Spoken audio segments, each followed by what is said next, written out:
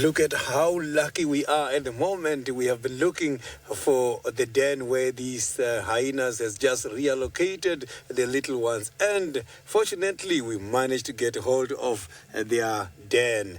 A very, very good afternoon, and most of all, welcome to the beginning of the afternoon safari. This is Sydney Pumulani Mikosi, and I'm traveling with Senzo, who is my camera operator this afternoon, and we are hoping you'll be asking us a lot of questions by following us on Twitter, #SafariLive. And you can also follow us on YouTube chat stream. So you can see that the hyenas at the moment, they are very much pretty relaxed, and the little ones are now right inside the den. As we saw not a very long time ago, this female lying down by the front, she was just giving a call like, and she was just calling them. I don't know if they managed to come to the, I can see there's some ears at the back. Ooh, the little ones are right there.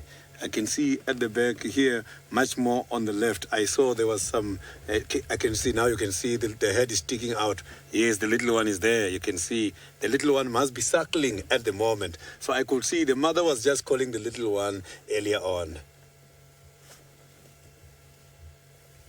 Look at that. This is cute. Look at that baby. So the hyenas has got a very coarse hairs, and these hairs they do fade as they are aging all the time. So these kind of animals, a lot of people, they do talk bad about hyenas, and hyenas are one of those beautiful animals, and there's nothing wrong with them. It's just that there is quite a lot of traditional beliefs associated with these animals, but they are just natural. And this is how they are. These animals, ancient civilizations, they thought they were hermaphrodites. Hermaphrodites, I'm talking about the animals which has got both male and a female reproductive organ. If you look at the hyenas, the females, they have got a copulatory organ which is much more enlarged, and that is what confuses a lot of people, because their clitoral organ is so out in such a way that it looks like a pseudo penis, and which is used just for urination. They use it for copulation, and they also use it for giving birth as well. So, but because of that, then people, they thought, no, this animal has got both reproductive organs in one, which is not true. So it's just a miss. I can rather say it was just maybe a misunderstanding by looking at the copulatory organ.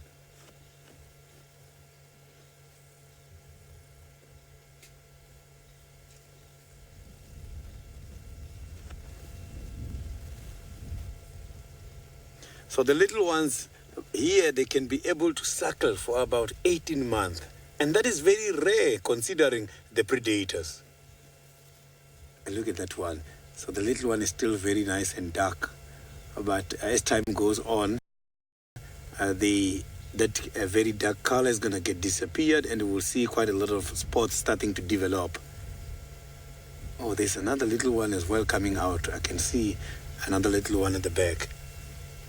This is amazing.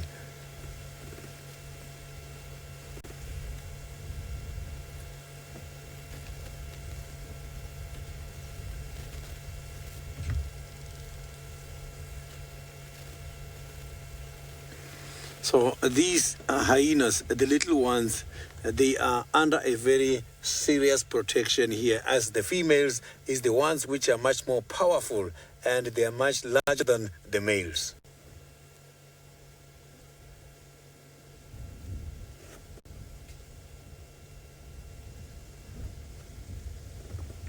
So when we got here, there were two adults, and one of them just went to the other side. He must be sleeping somewhere at the back.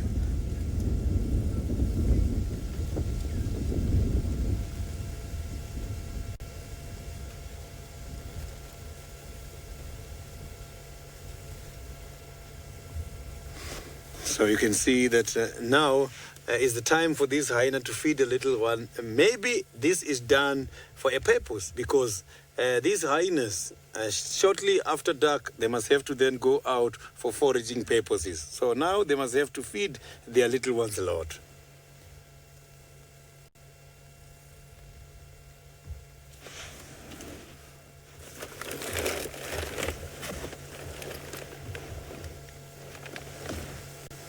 So you can see the mother is now busy licking the little ones. It's very important.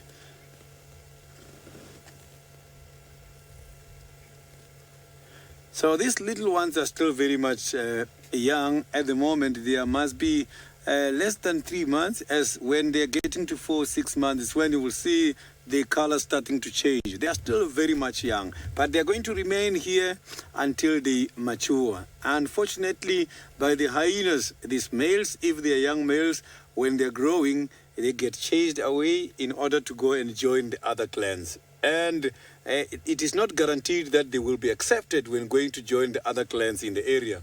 The females responsible for the other clans is the ones who determines the access to those males.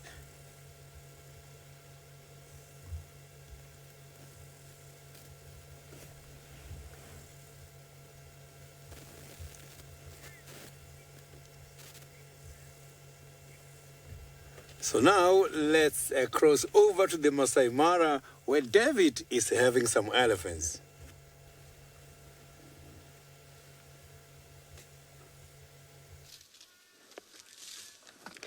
Hello, hello, and jumbo, ladies and gentlemen, and welcome to Kenya. Welcome to the Mara Triangle. I do not want to talk of hyenas as yet. I want to talk of these very huge animals that are very close to us, because when elephants come close to you, it's always a sign of trust, which is pretty good. My name is David, and on camera is Manu. Manu, how are you, sir? Manu says quite good, because these elephants are barely 10 meters away from where we are. They were initially 50 meters away, and slowly and gradually they have come to where we are. Well, having said that, they're turning their backs on us, not sure for what reason, but if you look carefully where they're coming from, that grass is quite green, and that's what they were feeding on. Now, I'm sure Sydney and Steve have already told you, keep talking to us, hashtag Safari Live on Twitter, in terms of questions and comments, which will be very kind of you. And my main plans today is to go to the Sausage Republic. It's not very far from where I am. I would say another half an hour, 45 minutes, give or take, if I'll have no interruptions on the way. And I'm going there for only one reason. Now, Lauren, my friend, was there this morning, and she found what I told her to go and look carefully. There was one of the females that was hurt the other day when they were hunting a buffalo. So I want to go and see how she is doing, and that's none other than Kinky Tail. Well, if you look at those elephants, you can see how they're flapping their ears, simply because it's rather hot in the Mara Triangle. 90 degrees Fahrenheit for us is pretty high, or 32 degrees Celsius, but that will not stop us to do what we want to do. And what I'm saying, we need to go and look for those sausages, those lions. That was a small herd of elephants. I think it's not very bad to open with Alice. I've always said many times before, any day you see elephants, it's a good day. Now, I'm not sure is having a drink. Let's try and investigate. Or is it having more nutritious grass there? I think it's just grass. There's a little hole there. And see how clever elephants are, that they'll always eat the very nutritious green grass, and they're avoiding the golden like yellowish grass because it's not of much nutrition value at the moment. And now flap every few seconds just to make sure they bring the body temperatures down. And in the background there is the Olo escarpment. And I'm sure many times you hear us talking of the Mara Triangle.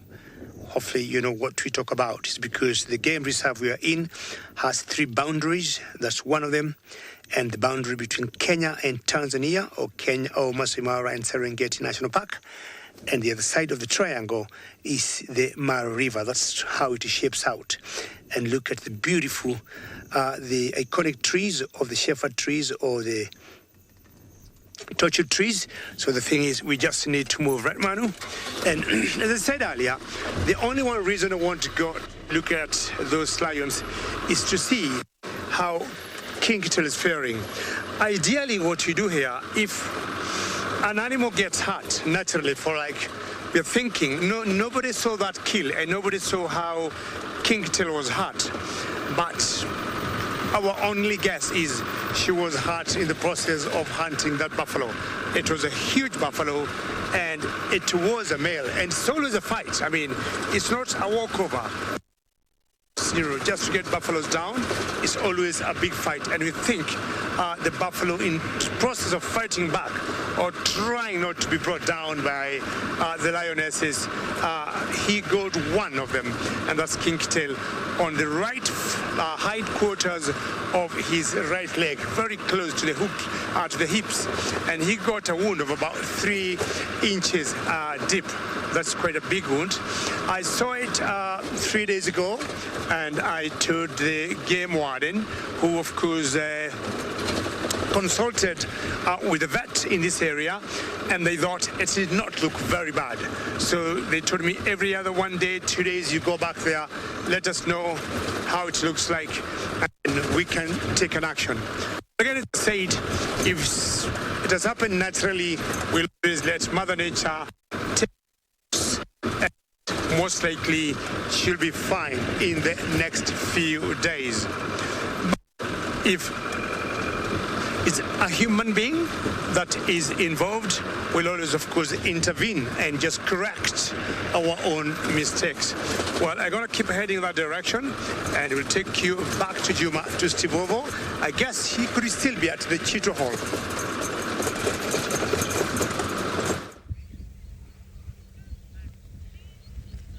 Thanks, Gigi. Yes, Kinky Tail will be fine.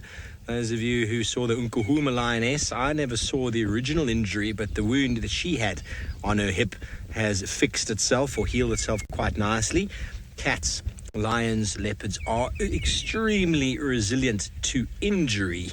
Everybody, welcome this afternoon once again to Chitwa Watering Hole, where we have got a family of spoonbills. What is the collective noun?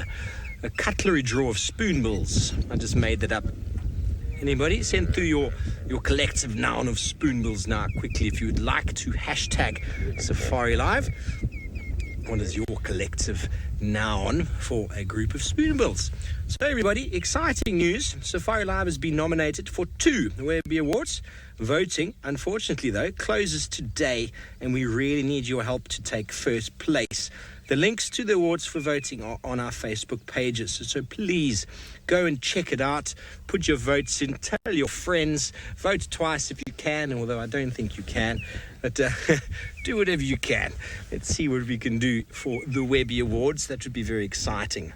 So everybody, this afternoon, we do have another gentleman who's going to be jumping into my seat after the segment. His name is Ben Coley, and I actually used to work with him a few years ago at Eco Training. And he's a very nice gentleman, and he'll be wowing you with some of his wonderful information after this segment. And so I hope you'll be all very nice to him. I know you are very nice to the new guys, but he is a very knowledgeable man. He is an expert in the night sky, just so that you know. He knows a thing or two about birds as well. He's smiling behind me here. Remember how nervous it is the first time you sit yourself on camera. Doesn't matter how experienced you are, that first time the camera looks at you, it's amazing how it can just make your tummy turn upside down.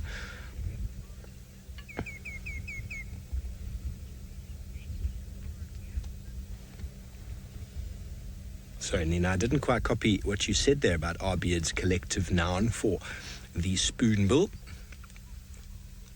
If you can give that to me again. Keep your answers coming in. Nice collective name.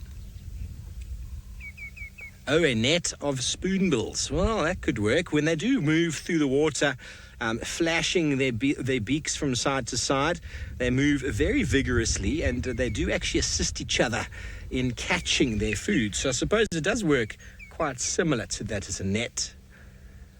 A ball, Tyrone, a ball of spoonbills. Yeah, I suppose that could work. A ball of spoonbills. Their spatulate-like beak They are a very unique feeder, aren't they? Oncar, a cutlery of spoonbills, a very original one there. So everybody will see the shape of the beak of the spoonbills and think that they're filter feeders, but in fact they're not. They move their beak through the water and then snap down and close on any aquatic insects or fish or frogs that might be moving through. Anna Marie, you say a cutlery. Did she say cutlery? A cutlery. Sorry, Anna Marie said a shovel of spoonbills. I was so caught up in my head there. Craig helped me though, because Craig is always helping me out, aren't you, Craig? Thanks, mate. So, a wonderful afternoon here. Green shank is calling. There was a bit of commotion a little while ago in the water, as it seemed like one of our crocodiles here was chasing around some fish. Cindy, you say a spur of spoonbills? I suppose it does work. It sounds quite good. A spur of spoonbills. Oh, I can hear off in the distance the characteristic sounds of impala starting in the rut. I haven't heard it yet until today, but there's actually two males off to the left there, Craig, that are just starting to spar with each other. Off to the right, off to the left there. There we go. This is where it all starts, everybody. They displacently look away from each other. They lick their lips. They thrust their horns at each other, and then they look away and lick their lips, picking up all sorts of pheromones. And one will stand on the side and watch and see, ooh, can I compete with these guys? Ooh, there we go. Jab, jab. So we're getting to the time of year when the fighting is going to become very, very intense. You see how they keep doing that. Pretend they're looking at a predator to try and get the other one off guard. And then he'll chase him. And he'll turn. Once they lose, they turn and run. And that gives the sort of the dominant one of the two the opportunity to chase from behind. And it can often lead to injury. It can often lead to death. I've found many impala in my life that have been horned from the back, and it comes through sort of the side of the rib cage into the lung. And impala can essentially run for maybe half a mile or so before bleeding into the lung and essentially running out of energy before collapsing dead to the floor.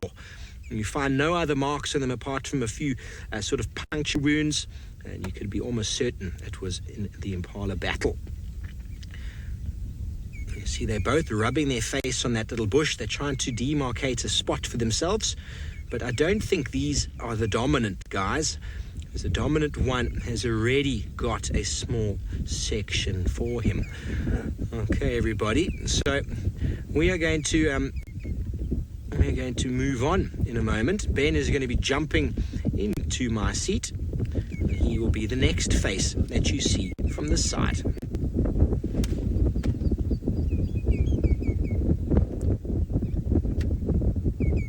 So there's no real rap to the quiz, Nina. There's no real correct answer to a group of spoonbills. It was just nice to get everybody's opinion on what they thought a group of spoonbills would be. Well, from a rutting male impala and awesome spoonbills up to the Maasai Mara, where birds are on show with David Gitu.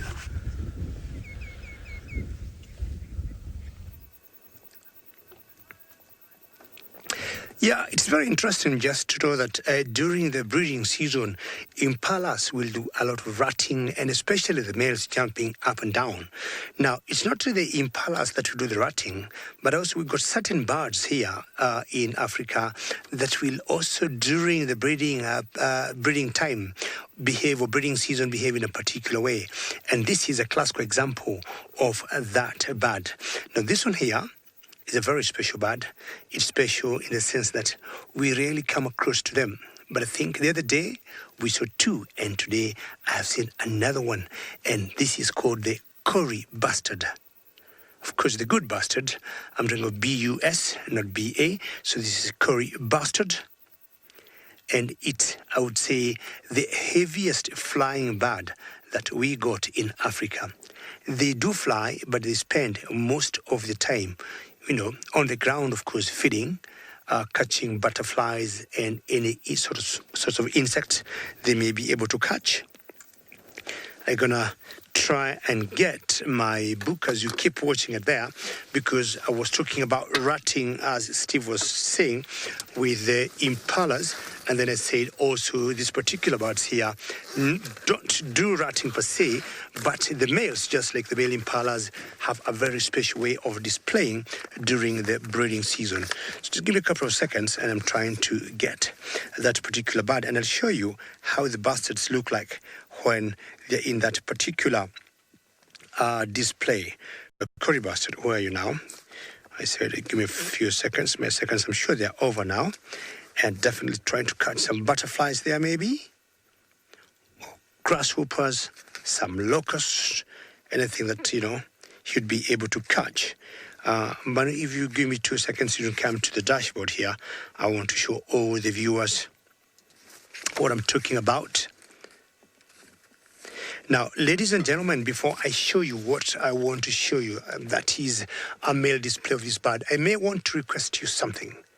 Safari Live has been nominated in the Webby Awards, and will passionately request you kindly, if you can, to vote for us in the Webby Awards and see if we can become number one, because I'm sure we are always number one. Me and Manu here number one, right, Manu? We're number one. So if you can, please vote for us for the Webby Awards so that Safari Life can be number one. Alrighty. Okay, Manu, let's go to the dashboard now. And I'm sure the votes have started coming in. Now, you see number 4 there. Tell me whether my hands are stable or not. And I'm talking about that one there, number 4. Are you there, Manu? Yeah. All right. Thank you very much. Now, this one here is what you'd call a male display. And what they do, they just balloon their necks and all the feathers come out, spread out. And look at how beautiful that male looks. And which female will not be tempted by that male? And that's how they compete during the breeding plumage or during the breeding season. Now, I want to show you a different one there that's called a Denham's bustard. This is another bustard that have a bigger display. And I'm talking about number 6 there. Look at that. So that will only be seen the males and just balloons there, and their wings go out, as you can see there, and then they start just walking where the females are. And of course, once the females see how handsome those males are, they'll definitely start mating with them. And of course, the bigger the display, the better. Well, ladies and gentlemen, thank you for watching that. And I can tell you, I would imagine how many votes now have come in on the Webby Awards for us, in Safari Live, to see if we could get first position. Lozrine, how are you? And you'd like to know how heavy is the Kori bustard. Now, depending on the species, they range from 5 to 10 kilograms. You can imagine a 10-kilogram bird. It's very, very heavy. And Rosalind, I'm sure you are following me before, and always a pleasure to hear your name when I said that the bustards are the heaviest flying bird that we got in Africa. And it's very unusual for you to see them in flight. They tend to remain in the ground or on the ground, because when they fly, you can see they struggle against their weight just to pick speed and to go up on trees. And that should happen, of course, if there's a bit of concern on predation, either from cheetahs or leopards or wild dogs or any other, predator that would be coming for them. In general, they spend most of the time on the ground. And Rosalind, is quite unusual to see them patch. They do patch, but I can tell you, very few guides have seen them patching. And if for those who have seen them patching, they'll tell you it's not very many times. So of all the Kori bustards that we got in Africa, Kori bustard are the largest in size and of course the heaviest. All right, that way, then that way will take me to the Sausage Republic. Sydney, what is the update at the Hyena Den?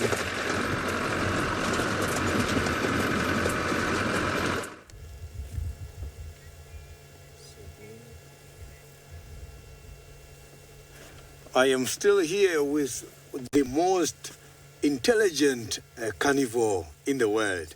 These hyenas are so very much clever, and they can easily get organized. Yes, a lot of people, they think hyenas, they only feed on the other animals' remains. But let me tell you, hyenas, a lot of percentage of their diet is also coming from their own hunt. So you can see that the mother is still suckling the little one. That little one is still suckling until now. So the milk these little ones are getting from the mother is one of those protein-rich milk. Imagine these animals must have to leave these dens most of the time to go and look for food. Sometimes they come back very late. Sometimes it can take them a day and they come back tomorrow. So it takes time. Hyenas can be patient, especially when a predator has got something to eat high up in a tree. They always wait for that kind of an opportunity to come for them to eat. And if they're not winning, they will just wait and wait and wait. Predators sometimes tend to forget that they have got the babies left behind by the den.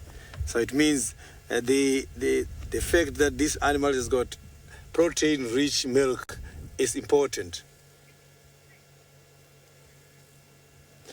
The hyena's biggest threat, that is quite a lovely question. These hyenas have already shown us that they are intelligent.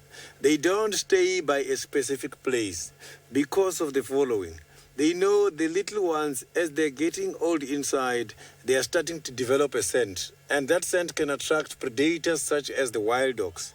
Wild dogs, they are one of those predators who can come and predate their little ones. But apart from wild dogs, when they see that there is starting to be a lot of parasites inside, they flee. They must have to leave the den and go to the next den in order to minimize the problems. So these animals, their biggest threat, it can be the diseases. Why the diseases? Because these animals are so social and they can easily pick up some of the contagious diseases. There is a disease I have witnessed killing the hyenas. It's called a canine distemper disease. This disease is so dangerous because it can easily get transmitted from one hyena to the next. So those kind of diseases can be dangerous to these kind of animals, as these hyenas, they share what they eat and they also share what they eat with the other different species. So it means every day they are on a high risk of picking up diseases.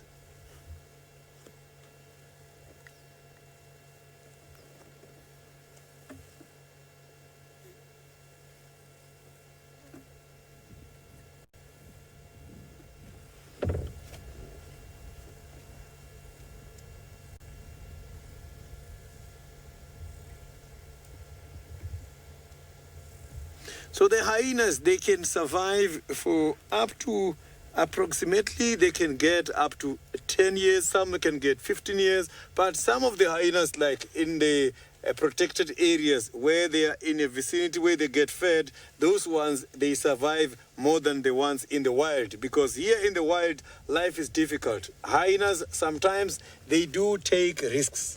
They take risks and approach big predators such as the lions. And sometimes some of them, they do lose their lives when trying to get something to eat from those kind of big predators. So these kind of animals, they do risk their lives on a lot of occasions. So these hyenas, if you check, because of having the strong jaws and having the very strong teeth, they can be able to even break some of the bones, such as the thigh bones of the buffaloes. And those bones, they have got quite a lot of nutritious marrow inside. And that is what keeps them going, and that is what gives them a lot of nutrition. When the hyenas are breaking these thigh bones, they are able to get the nutritious marrows.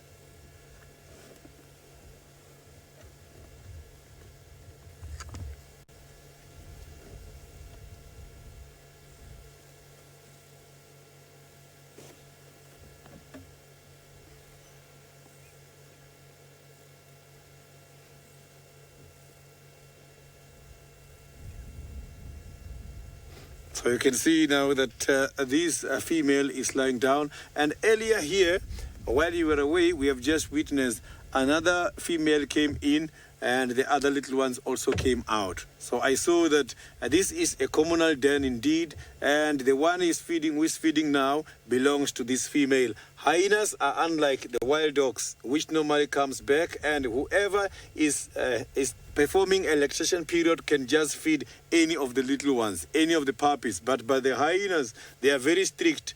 Each mother has to nurse its own cub.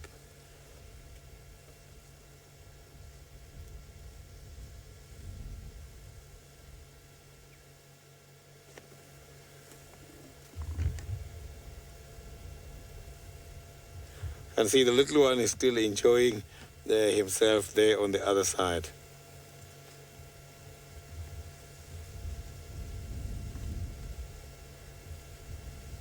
When this hyena is sleeping like this, if he picks up any scent of blood, possibilities of the hyena to stand and keep following, they are very much high.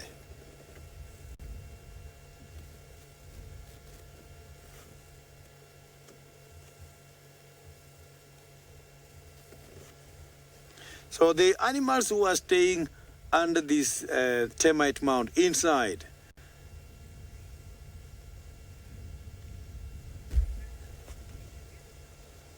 so now I am going to take you to someone very, very much new in the reserve who would also like to meet you this afternoon.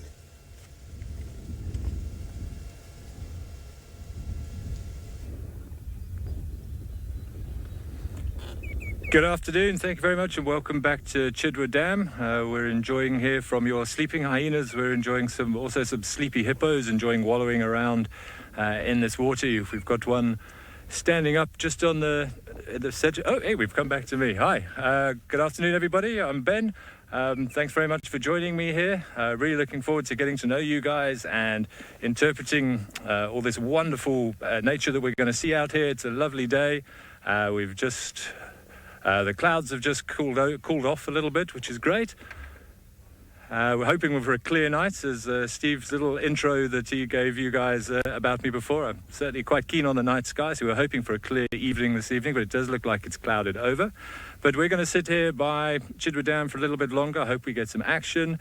We've still got the hippos frolicking around in the water in front of us. Off to the left, the impalas are still hopping around with their little rutting activity. We're just going to hang here for a while and hope we get some action. But in the meantime, if you guys have got any questions, if you'd like to know any more about me and my history, please feel free to ask. Probably the most obvious thing to say straight away, you can probably tell from my accent, even after 15 years of being in South Africa, I haven't quite lost the Queen's English. So I was originally born in England, but I've been over here for about 15 years, having worked in various areas. What did you say? Oxpeckers. How can you get the oxpeckers on there? I think if Greg can just zoom us in, we've just had some red-billed oxpeckers come and land on the head of one of the hippos off to our left here.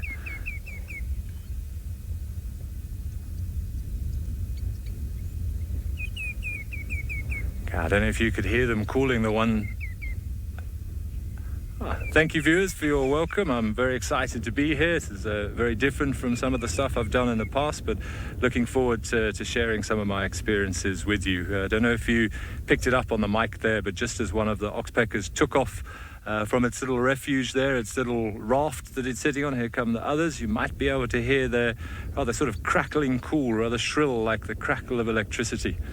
And that's something very important to listen out for in the bush. These oxpeckers do like to sit on large, potentially dangerous animals, as well as our antelope species, the impalas behind us. We may well see them on feeding off the ticks and the ectoparasites, but especially when you're out on foot in the bush, that is a very important sound to look out for, because it can give you a heads up that there might be something around the corner.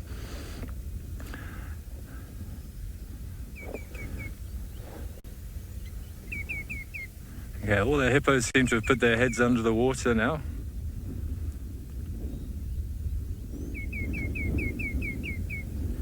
Hi, Ravinda, thank you for your question there. My best sighting, I've got a hippo yawning. I'll come back to your question now. Look at that massive teeth that you saw, incredible for a vegetarian animal. Hippos just eating just eating the grass. You could see those massive canine teeth, which is also a form of ivory similar to an elephant tusk, purely there for defense. It's hard to see whether that was a male or a female.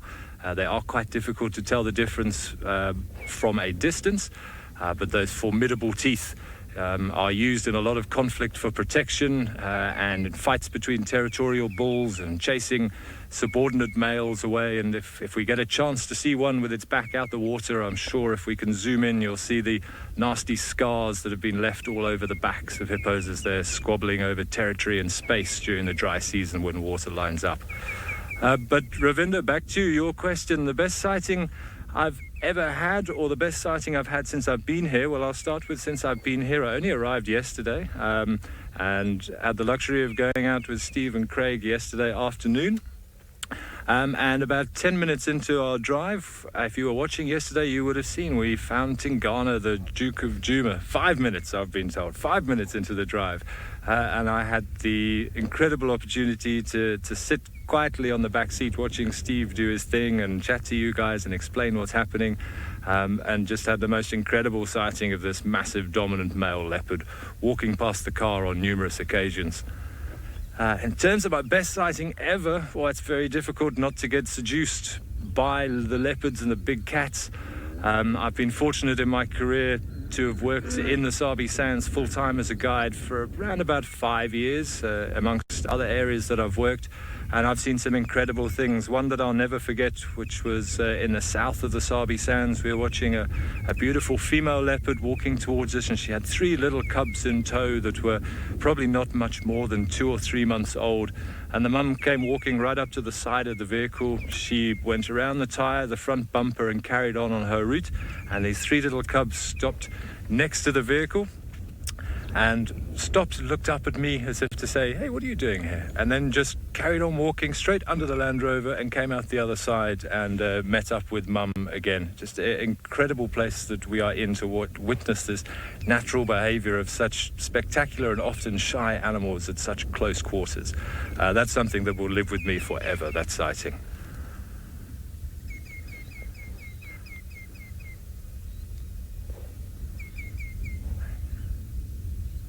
Okay, see the beautiful vista that Craig is showing us. You can see just how large this dam actually is and how much life that it supports.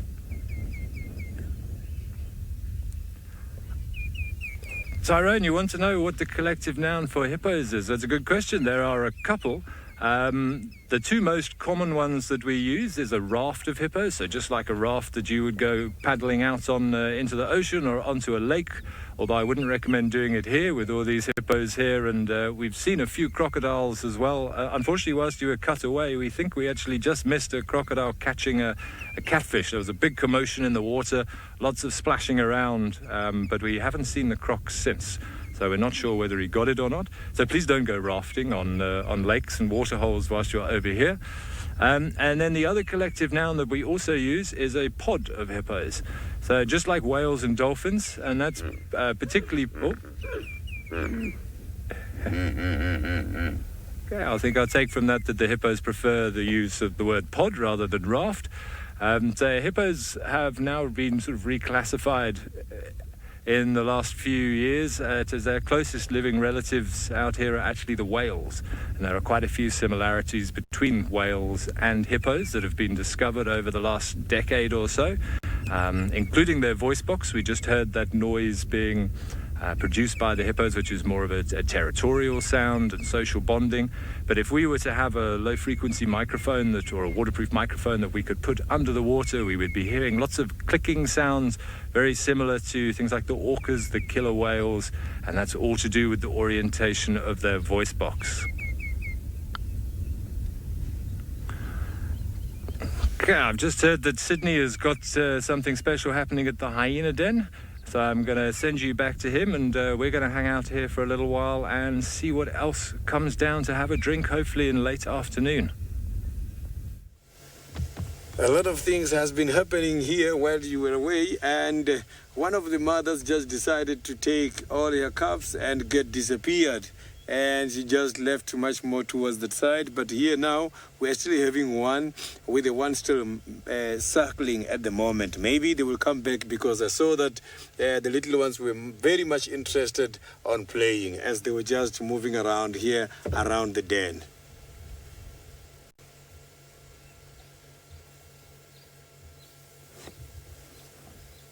So you can see the mother is busy now licking the little one. So this helps in order to improve the blood circulation, and it gives the little one with some vitamin D. Vitamin D is very much important, and this is one of those vitamins we get from the sun. Another one is coming now. When the little one is being licked like that, it also helps in order to activate the urinary organs. So I can see now the mother is busy licking the little one just by the urinary and excretory organs.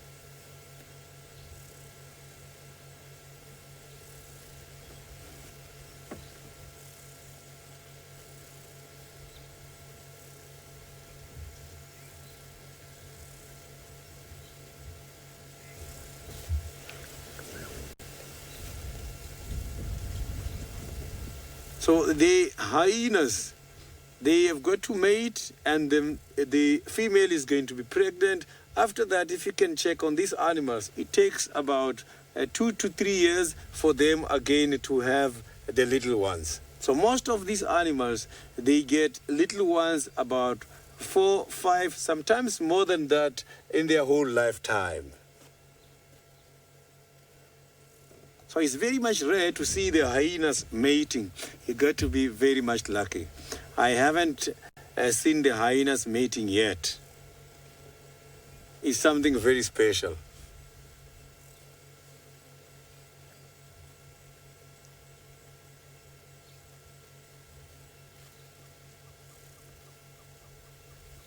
So what we saw here earlier, the mother we just left here started investigating something from the air particles. She was just sniffing and sniffing and sniffing, and after that the little ones were just playing, and she decided to follow them. So we're not too sure if maybe she was getting some updates from the air particles.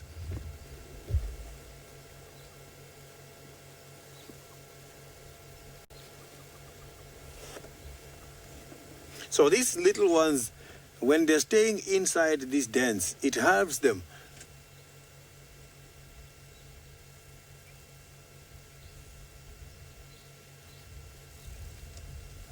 Joshua, the brown and spotted hyenas, is very much rare to see them together.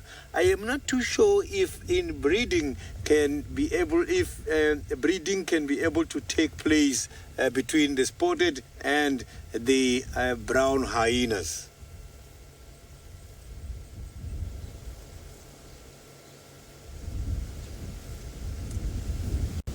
So it's something I'm going to have to go and check. Maybe it has been recorded somewhere else, or it has not been recorded yet.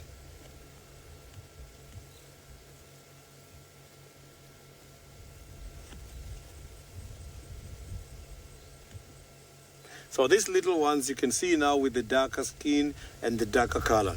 That darker color is just going to last until they are about 4 months. After 4 months, they are going to then retain the adult color. The adult color is the color we are seeing this female having.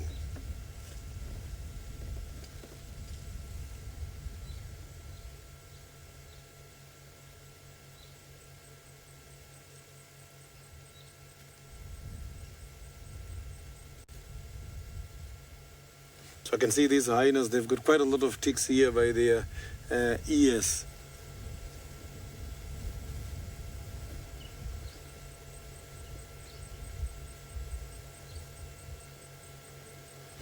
So unfortunately we cannot be able to see the foot structure nicely. I wanted to show you what we normally see here on the ground, but I can see it's not showing us the underneath parts of that foot. So we can only see the little bit of nails there.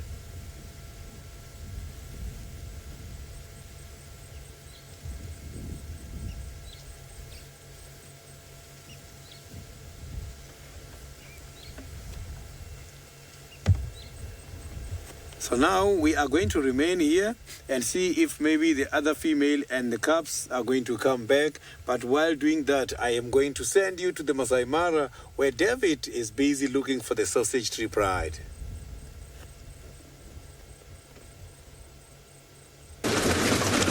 Yes, Sydney, don't go away from there. Stay with those hyenas. Yesterday, apparently, on our morning sunrise drive, we saw a hyena which I've not been able to identify up to now. The area was halfway between what we call the North Clan of hyenas and the Happy Zebra Clan. We initially, from a distance, we thought it was Waffles, but on a closer look, we found that it was not Waffles. I'm yet to get its identification from the research ladies to know who it was. Apparently, apart from females, I also learned that the other day, they also do put collars on some males that they think they rank highly in the clans of hyenas. But in general, all the research of hyenas is always done on the females, and in particular the matriarchs. So I'm yet to know who that hyena was, and I'm sure we all know how difficult it is to tell males from females when we come to the hyenas. Well, my plans still remain the same, and as I said earlier, is to get to the Sausage Republic, and I'm right there. The joy this time around is I know where those lions are, unless, of course, they have moved in the last, I would say, 6-7 hours, which I highly doubt, because my dear friend Lauren was there this morning and she saw the whole pride. Well, yeah, the whole pride, because in general, the girls and the cubs, the males, since I found out this buffalo kill they got, have not shown up. I do not know where they are, and I'm surprised this will be the day 5, having not seen the males, unless he is around there, coming, eating, and then staying in the thickets, a place that I cannot see him. But today I want to look around, and hopefully I'm going to see the Oldonyo Pike male, who are the pride males of these lionesses. There are 2 males there. Now, the other reason I'm going back to these lionesses and the cubs is for anybody who did not see them in the morning will have a chance to see them this afternoon. But above all, I want to see my very dear friend Kinky Tail, who was hurt in that particular hunt of the buffalo, and she was good. She got about 3 inches deep kind of wound. 3 inches, I'm talking about that. And you see her hindquarters don't look very good, and she is even struggling to walk, which is not very good. I want to see her progress, and yesterday I spoke to the concerned people, and they said we give her maybe 2-3 more days and see how she goes, and today I'll be able to give them another progress tonight. I'm just hoping she's getting better, because we know animals out here are very resilient. Anytime they get hurt, they always come back very quickly to themselves. In the same pride, there's another lioness there called Limpy. Limpy last year sprained, I think, her wrist or her ankle, and since then she has been limping. But on particular days, you notice she walks comfortably very well without any issues. So even for Kinky Tail, we're very hopeful. She should be fine, I'm not worried. But by me going back there, just to see how bad or how good that wound looks like. I'm just going to spend about 10 seconds or half a minute talking to my friend here. Then we'll just keep going. Just hold on for a minute. Sasa? Bado wako? Bado wako. Okay, wacha tufikie hapo. Sasa, asante sana. Asante. All right. I'm done with my friend there, and my mission continues. And he just wanted to know where the lions are. And very quickly I told him, turn around and follow us. Sounds good, eh?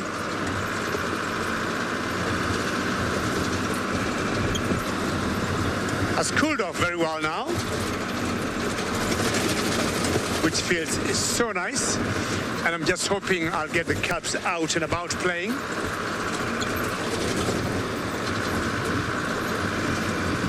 All right, French in Juma, I think, got, let's find out.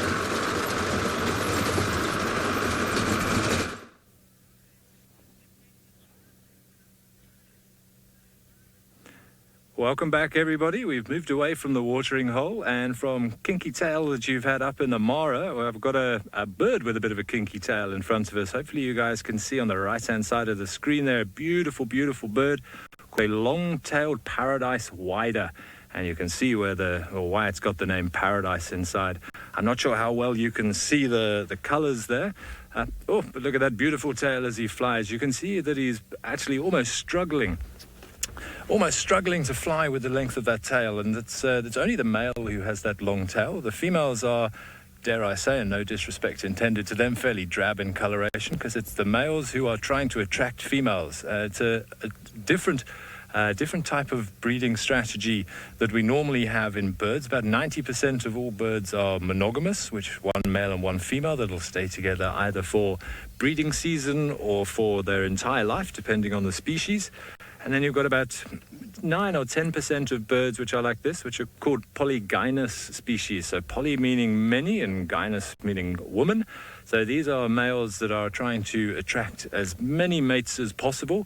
So they've basically put on their tuxedos for the evening. They've got these beautiful long tails. They've got their best clothing on, and they'll hold a little area of territory, what we call an arena, and they will display.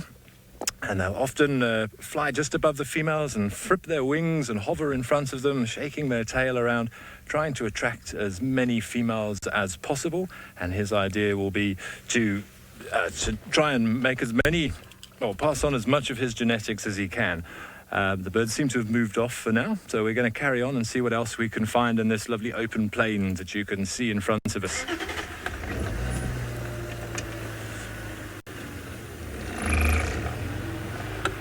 So there's plenty of birds around this afternoon.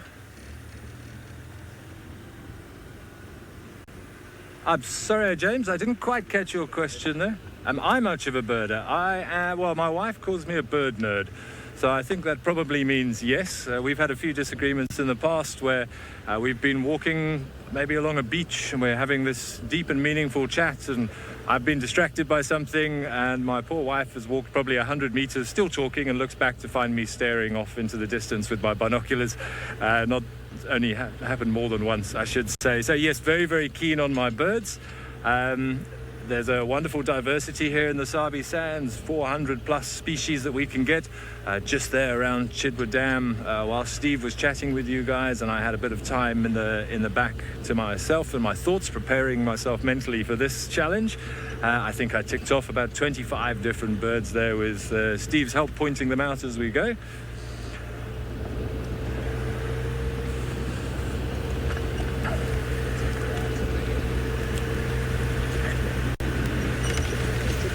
Okay, you can see we're just coming out onto the airstrip here. Possibly a little excessive for some of the birds that we get around here. They don't need quite such a long runway. Maybe vultures after they've fed. We're going this way. Vultures perhaps after they've fed and they're fully laden and they're swollen crops. I'm not sure with the vulture that I know Ian showed you this morning whether there was any sign that it had fed recently. You'll often see this bulge and they storing food and taking it away for later.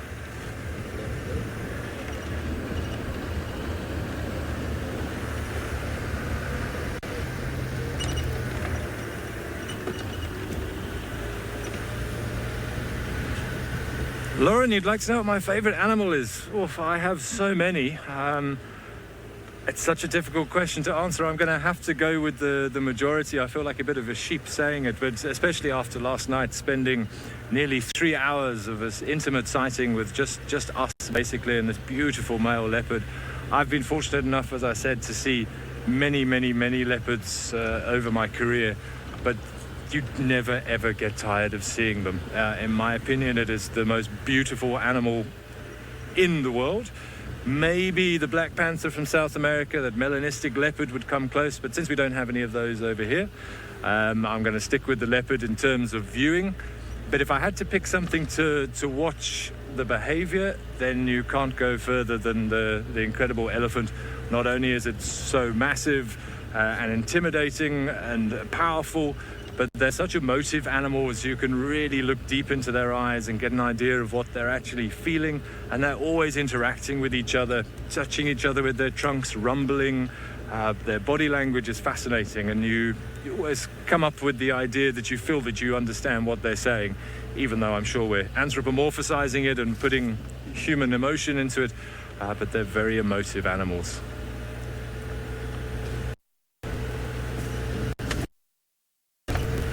But to be honest, anything we come across is fantastic. Little dwarf mongoose are always highly entertaining. Watching some of the birds, the saddle-billed stork and the Goliath heron that Steve showed you earlier. Yeah. So that the marabou stork was saying, and then the Goliath heron, both of those birds, they've got wingspan of about 3 meters and standing nearly 1.5 meters tall. Incredible species to just look at and enjoy. Okay, on that note, guys, I'm going to send you back to Sydney. You're still with those hyenas, and let's see what they're up to.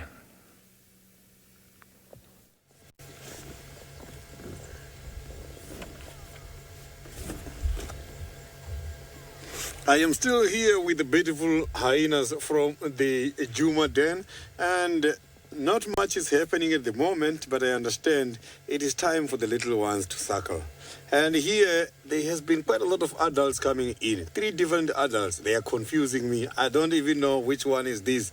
As to me, they are all looking exactly the same. So it's very difficult at the moment from the leave to come back and recognize this Juma clan. I am still very much confused here at the moment.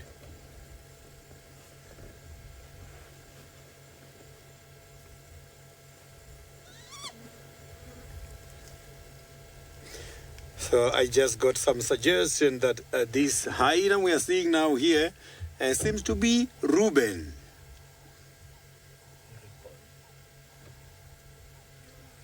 A ribbon. I didn't copy that well. A ribbon.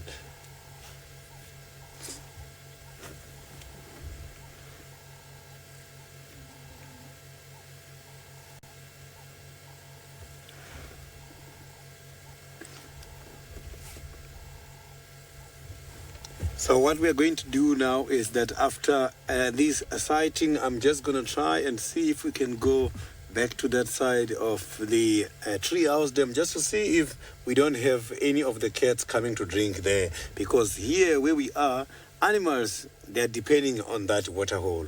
So if maybe Tingana is in this area or Hukumur is in the area, chances of finding them coming to drink, they are very high. As now, it's just about the time. I can see the sun is about to go down, but not now. It's the best time for the animals to go and have a drink.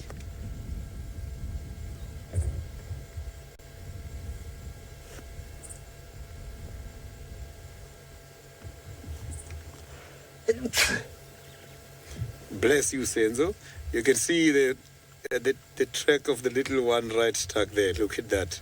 So this is what we normally see on the ground. And now there you can even see those kind of the claws showing.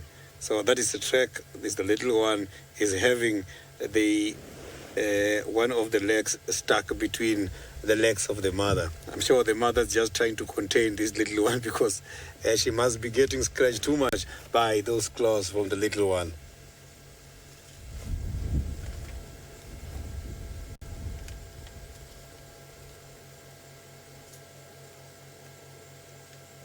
So you can see the hyenas, they've got a very big head. So hyenas, they are much more closely related to cats than dogs. So in fact, hyenas, they've got a family of their own called Hyenidae. But their closest relative is the mongoose and the meerkats.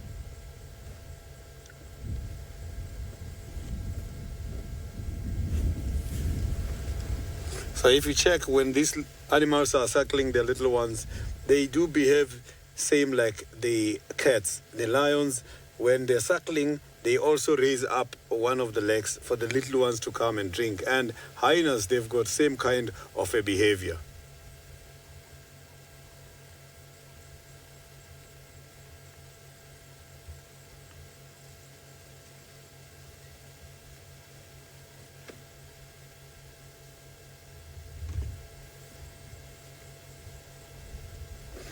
So I was saying,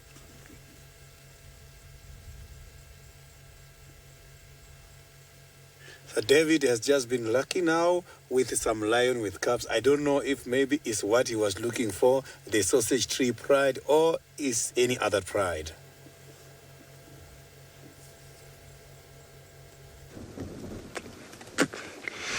Well, finally, I have gotten to my destinations, and from hyena cubs to lion cubs. And the good news is, like what I told you before, I knew where they are because they have had a kill here. And this is day number 5. They have not gone anywhere, and I would still want to believe chances are they'll still be here even tomorrow. If there are sightings I love, this is one of them. When you see the adults playing with your cubs, trying to catch the tail, and the mother or the auntie just flicking the tail there, catch my tail if you can. And I can tell you, one of the strongest body parts of a lioness is a tail. If you get a big whip from that tail, I can tell you it's very, very painful. Now, time for play as usual. They are taught a lot by their parents as they grow old. I love this, eh? So I'm trying to imagine, because if you look at the mother carefully, there are 2 females there, but all those females are doing, they have a big chunk of the buffalo skin or buffalo hide with them. And either they're trying to snatch from each other, but at the same time she knew she was playing with one of the cubs with the tail. But the 2 of them are holding a chunk of the buffalo hide with them. So what I want to do is to move forward a little bit and see in what angle they are holding that head of skin and exactly what they are doing with it, because it's very funny. They're like, it's mine, it's yours. They have better meat because, the buffalo hide is very difficult, or it's very tough, I would say, to tear. But each one of them, are you happy there, Manu? Each one of them is holding one side. Now let's see what the camera will show us. But one of them is holding like, I will never let go. This is all mine. Now I'm not sure which cubs want to help which female. But let's see if we can hear them calling.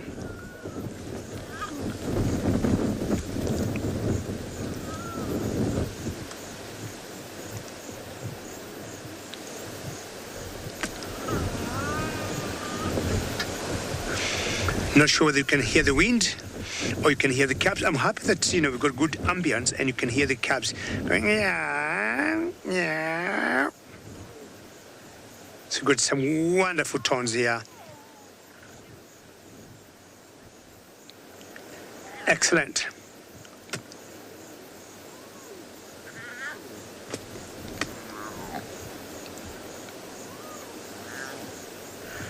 Ladies and gentlemen, I just want you to look this and to tell me what you think. And possibly, if you can, send me a tweet, #SafariLive on Twitter, on this very special sighting.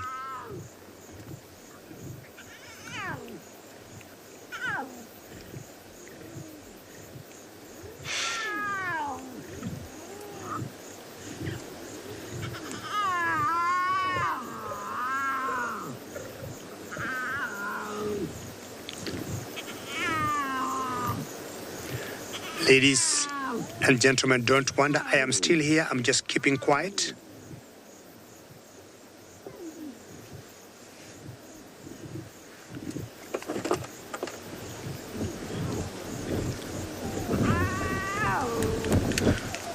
Copy.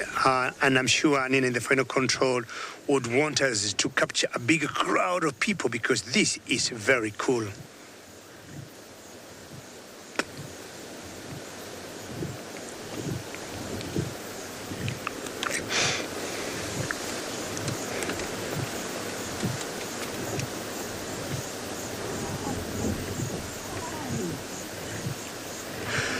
Hello, and Jumbo, ladies and gentlemen. It's a very warm welcome to the Mara Triangle in Kenya. We got this very special sighting here of lions in the grass who are feeding at the moment on a buffalo hide. Now, those two females there are each holding a big chunk of a buffalo skin, a buffalo that they brought down about 5-6 days ago. And I am trying to investigate why they seem to be like closing their eyes and like, I am not letting go. This is pretty special, ladies and gentlemen. And as I said earlier, we're in the Mara Triangle in Kenya. My name is David, and on camera is Manu. A very big welcome, and let's just enjoy this sighting together. Now, this particular pride of lions here is called the Sausage Tree Pride. It's got 5 females, 10 calves, 2 pride males. They brought down a male buffalo 6 days ago. I would say 6 days ago or 5 because I was not very sure. But the very first time I found this scale was 5 days ago, and it looks like it was 24 hours old. Now, the 2 females you see there, they got a big chunk of a buffalo hide or buffalo skin, as I said before, and I do not know why they should be fighting over it. Not sure how much nutritional value it got, because the better part of the fillet steak will be showing you later on where it is, under some thorn trees. But here, they're like, it's mine, I'm not letting go. What is in it? I do not know. I'm trying to imagine, even me, if when we eat, for those who eat meat, what nutritional value do you get on, say, from a cow or from a goat or from a sheep or even from a pig? Because so one lioness have let go. It's like, okay, but if you look carefully, she still got one of her paws holding very tight. See there? On the hide. The other one, the one that's close to the camera, is biting it so hard and it's not letting go. We had seen 4 calves coming to help. Not sure each calf was coming to help the mother or the auntie, but now they're like, you can sort it yourself. Do you actually like to know how many calves are here? Now, these calves are 10, and they are 4 set age, or 5 or 4 generations. We have 2 old calves that were born last year in August. So if they're born last year in August, we could say August, September, October, November, December, January, February, March. That's about 8-9 months. Those are the oldest calves in this particular pride. And then we got 1 calf that is 7 or 8 months. See how they're playing there, which is much younger. And then we got 4 other calves that were born in the month of December, so those are about 4 months, and that's how it makes 7. And we got another set of 3 that were born in the month of February, which are slightly over 2 months old. So total 10 calves, 5 females, 2 pride males. Now, the bushes you see there, as Manu is showing you, that's where we have the kill of a buffalo, and we'll be trying to negotiate and go closer there. But what we want to find out is if these particular females, we let these hide and just find out who gonna win. So one is still holding very tight, and the other one is like having a little bit of a break. Girls, I do not know what you're fighting for here. And we'll be finding out why nobody wants to let go.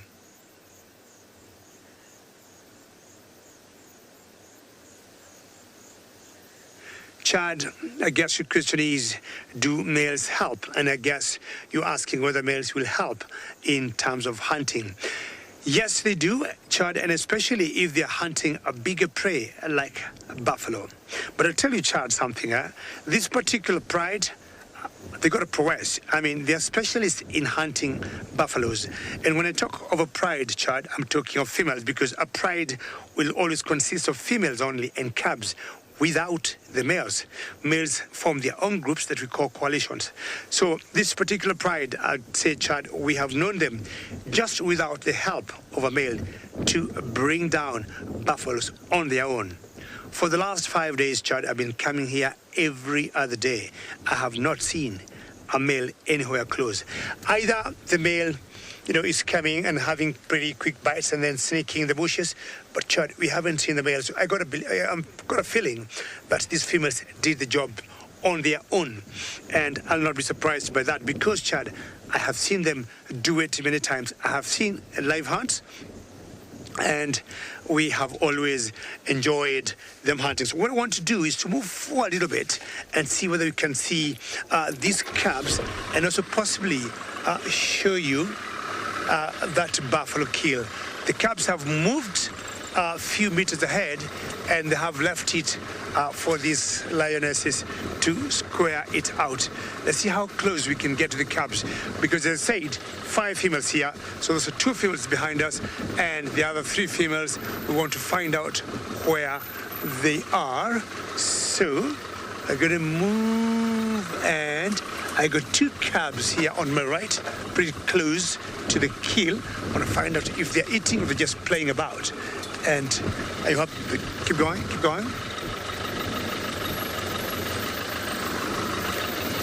Okay. Now look at the size of that buffalo. And this is the buffalo I'm saying they brought down 6 days ago. And you got these cubs which think they should keep eating. And I don't think they got that very strong teeth. But anything 3 weeks, 4 weeks, I would say 3 months is a good age for cubs to start eating meat. But anything after 6 or 7 weeks, you'll always see them trying to nibble.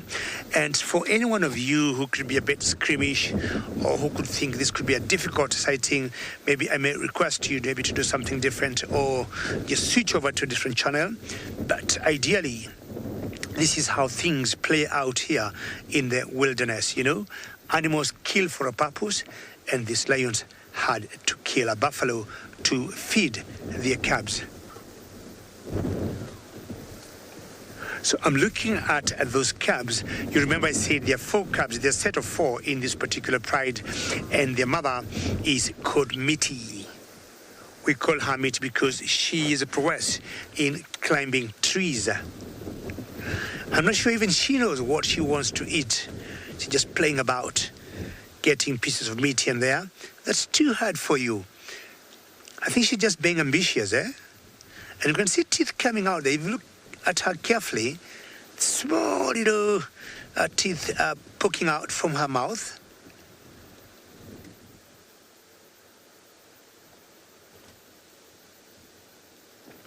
Ravinda, how are you today? And always a pleasure to hear your name.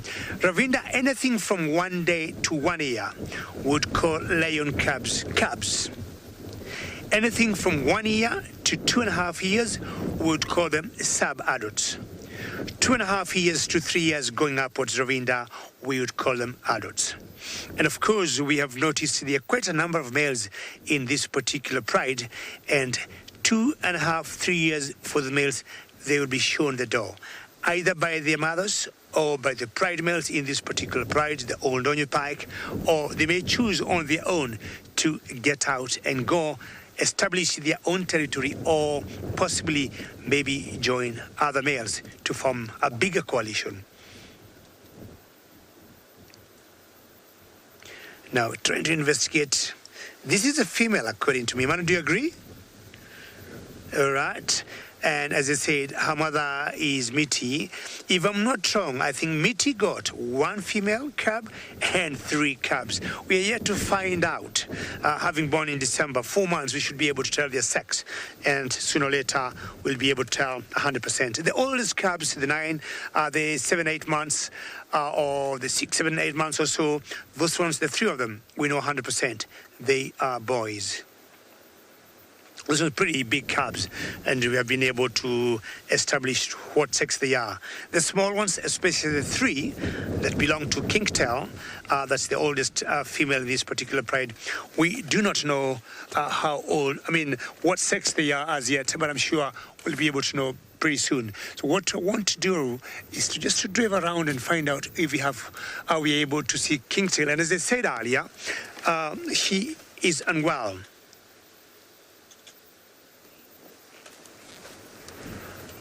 All right, Timothy, I may have to get your question again as you just swing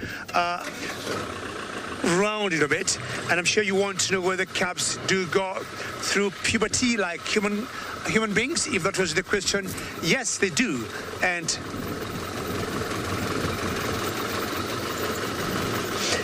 very, very good. I got your question. You have it there, Manu. And I think, Timothy, your question is, do lions do a bit of teething like humans? Yes, we have seen them getting what you'd call milk teeth, and then after some time, Timothy, they will lose them. They'll get the solid teeth that they'll use to be able to chew, to cut, not to chew. I'm sure you know most of the predator cubs, hyenas, cheetahs, leopards, and lions do not chew, but they are able only to cut chunks of meat and they swallow. Yes, Timothy, you are very right. They would go the same, just like humans. Now, there's one female here, and this one is definitely not Kinky. I want to really get Kinky and find out how she's doing.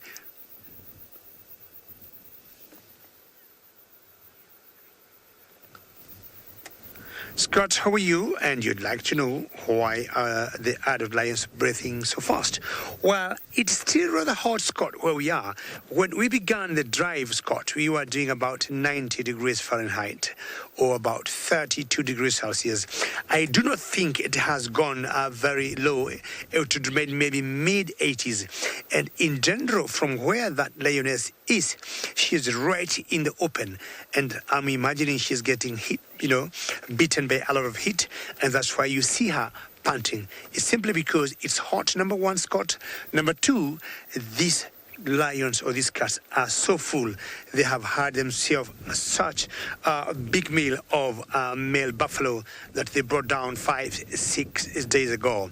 So full tummy, full belly, too hot.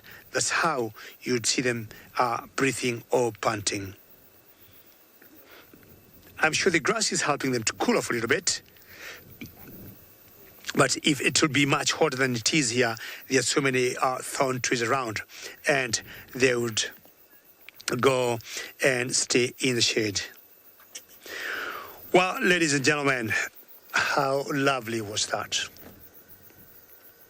I want to thank you so very much for having joined us. And on behalf of my camera operator, Manu, and myself, David, many thanks. And for our regular viewers, keep watching. We remain live on YouTube. And for those of you who have joined us, very many thanks. And bye-bye for now.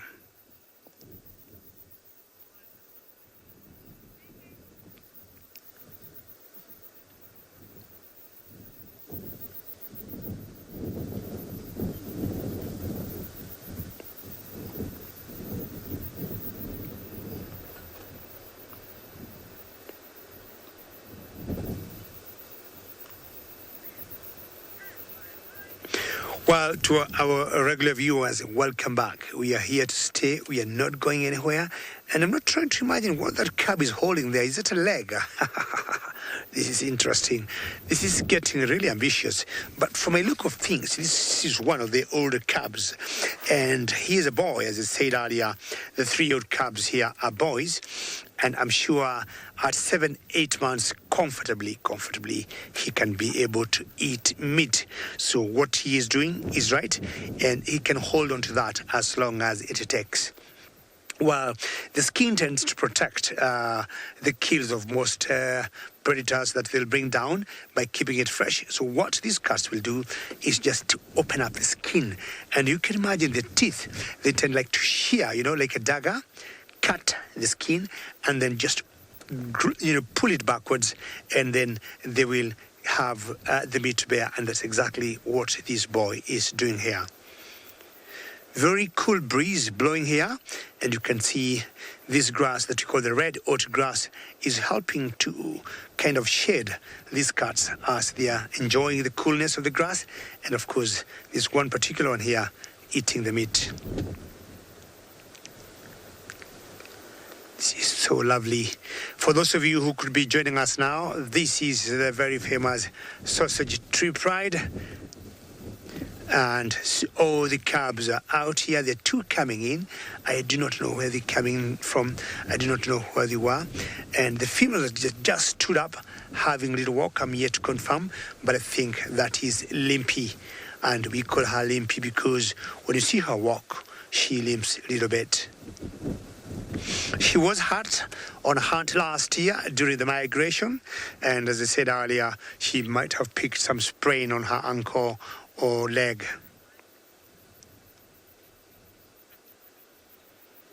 This is so cool. And remember, ladies and gentlemen, I had requested all of you, if you can, to send me one word tweet from what we are watching here, because I believe this is very, very special. An hour ago, ladies and gentlemen, I requested you for a very special favor because Safari Live has been nominated on the Webby Awards 2 times on Webby Awards, and I would request you kindly to vote for us, and hopefully we're going to win some big prizes, or we're going to become number one, because I'm sure in your hearts, you know, we are number one. If you can, please keep voting on the Webby Awards for Safari Live.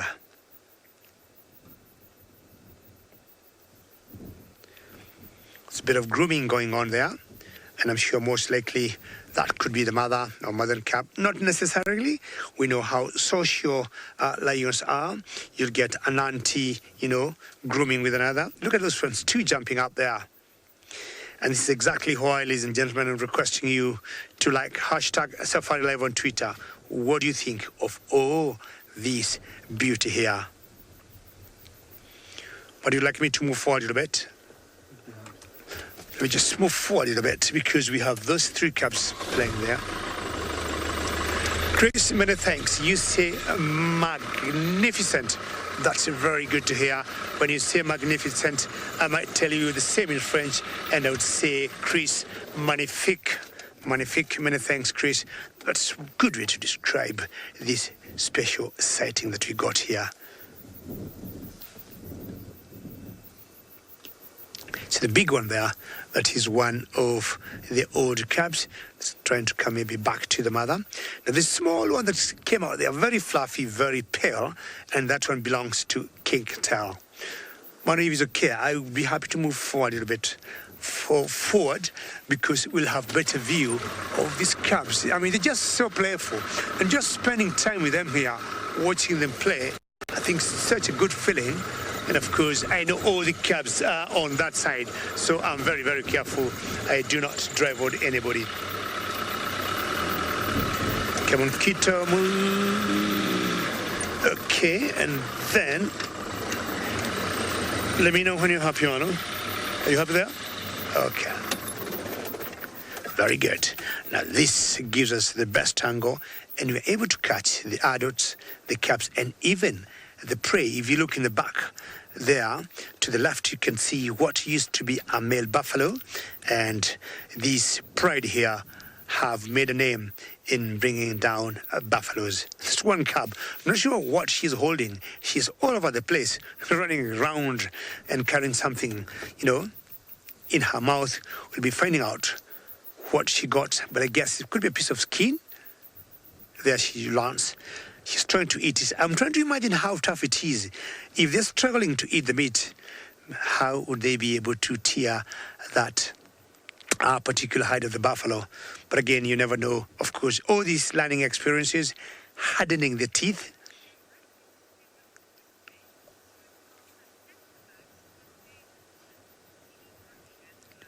This is so very cool. I'm going to spend a few more minutes here, but in the meantime, we'll take you back to Juma to Ben and tell us what type of an antelope and what's happening there.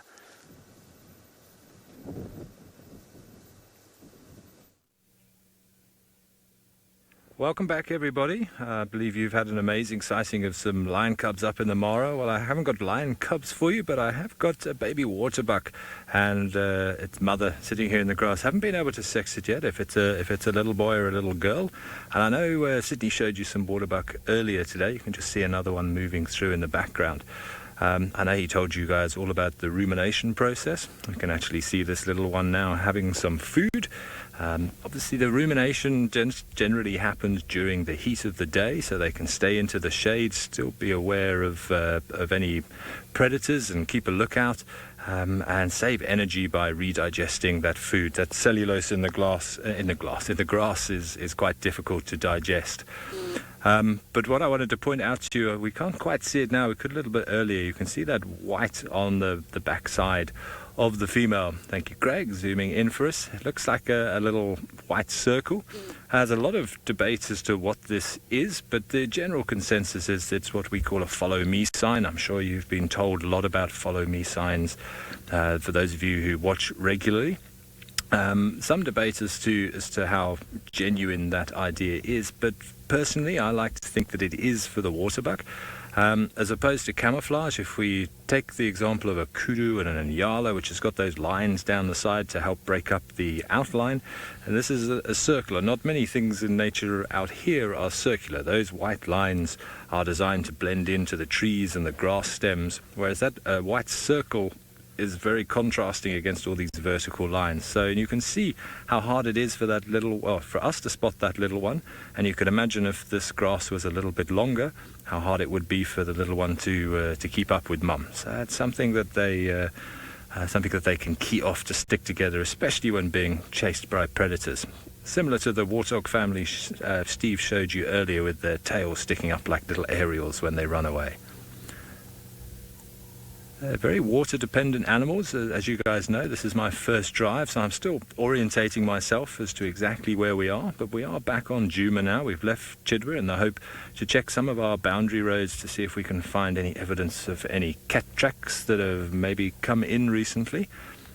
But the fact that we've got Waterbuck here, I can pretty much guarantee you that there is a watering hole very close by. They are very water-dependent animals, hence the name Waterbuck.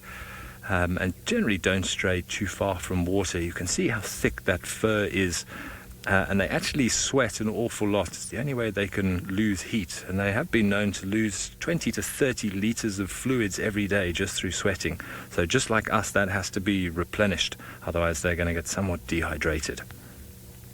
So we're going to have a drive around. Maybe I can find myself this waterhole and have some action at that one. Late afternoon, a lot of animals now beginning to get more active.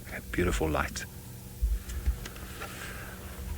Okay, guys, well, I know you've already seen some waterbuck today. I don't think you saw a little one, so I hope you enjoyed that. So we're going to carry on, drive up the road and see what else we can find on the way.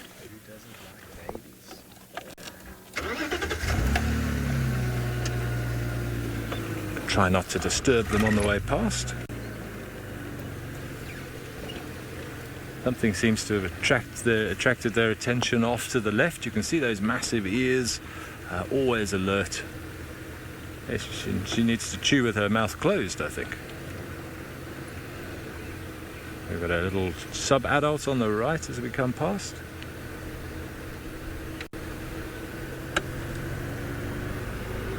Alrighty, guys, we're going to carry on driving up the road and see if we have any evidence of Tingana perhaps has come back, as we saw him yesterday. In the meantime, I'm going to send you back over to Sydney, who's still enjoying his pups. So we've got lion cubs, baby waterbucks, and now back to the hyena pups.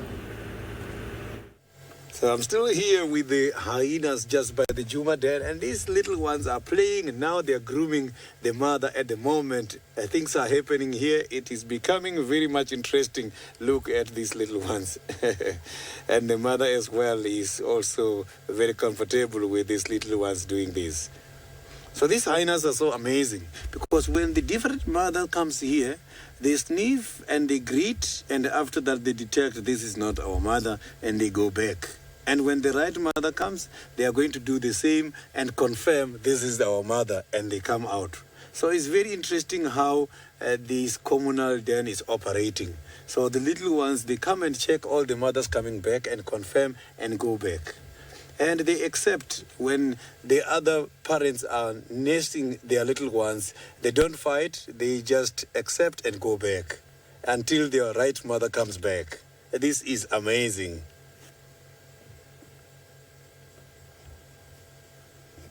So you can see now that they are now playing. So this is amazing. You know, when these animals are playing, it's when they are also equipping themselves with quite a lot of survival skills.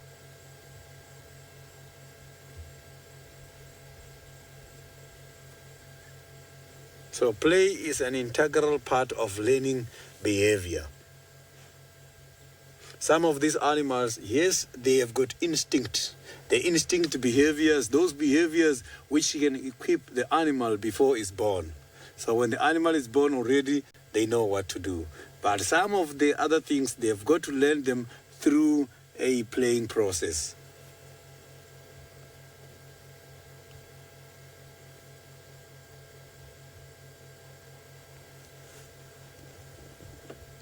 Look at how this one is lying down just by the elbow of this female.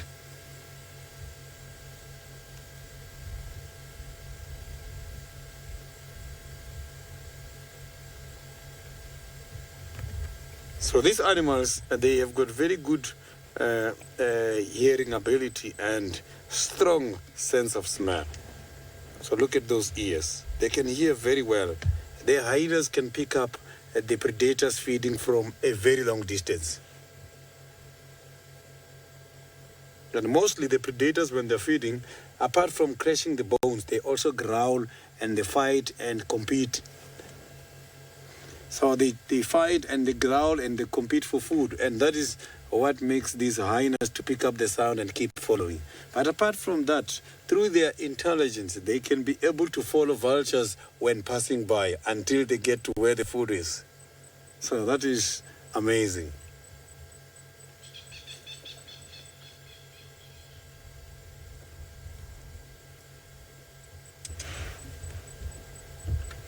So we have been here too long, and I am thinking about to go and see if we can find a spotted cat around here.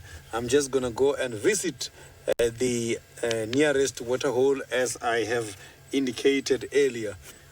We might be lucky.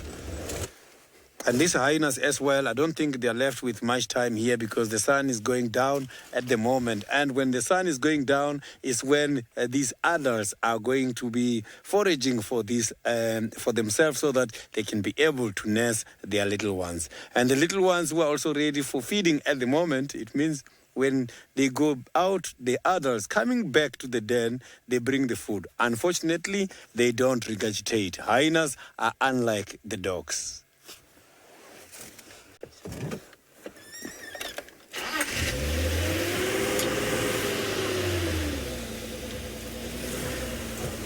So it was a very long day of the hyenas this afternoon, and one mother just left with the hyenas, and those ones, I think they are older than 5-6 months. So they were just playing, going towards this direction, and they are gone. Maybe they are moving from here to the other den. So, but now, hyenas are those animals who normally challenge some of the big predators, such as the lions. And now, let's see some of the predators who get challenged by the hyenas when there's food. Well, yes, hyenas and lions today, lions and hyenas. I think this sunset drive we are doing very well. Now, there's that one female there that you see, but then Manu, if you can, I just want you to pan to the grass. You're going to see basically nothing but grass. Forget about the one looking at the Taman Mount. Not sure you have a good angle, but there, if you look carefully, there's a lioness there that's flicking her tail. Excellent, very good, Manu. And you look, her ears look a little bit torn, because she is the oldest girl in this particular pride, and her name is Kinky Tail. Now, she just stood up and she walked in front of us a few minutes ago, and then she sat there. I have been able to investigate her 2 wounds. They're not doing bad, but you see, she is struggling to walk, and I'm very convinced that she was hurt when they were hunting this buffalo. Now, she's very experienced. Of course, as I've said a few times, she's the oldest in this particular pride. So definitely she was leading the pack in the hunting of the buffalo. And what would happen is, of course, the soldiers always in the front of the war will always burn their fingers more than anybody else. So she suffered, but I'm very convinced, she'll be back because oops, you got 2 there that's just fighting over. See, remember the 2 ladies that were holding tightly on the hide skin? They're still in the same spot.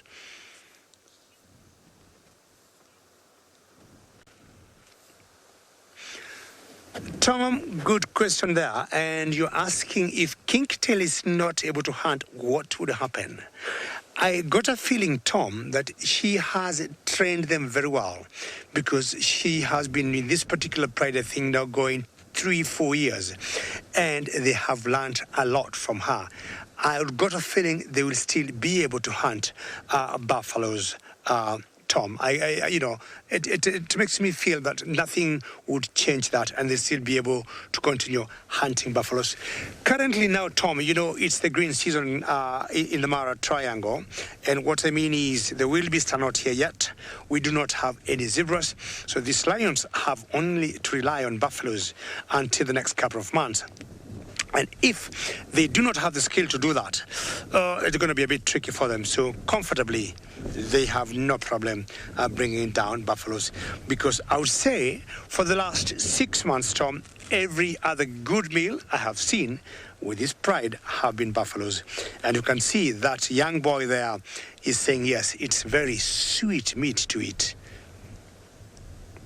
He has been nibbling that. I'm not sure it's the knee part of it or it's an ankle, but, he has been with it for quite some time. Puts a bit of saliva on it. The tongues are very rough, like sandpapers. Does a bit of marination.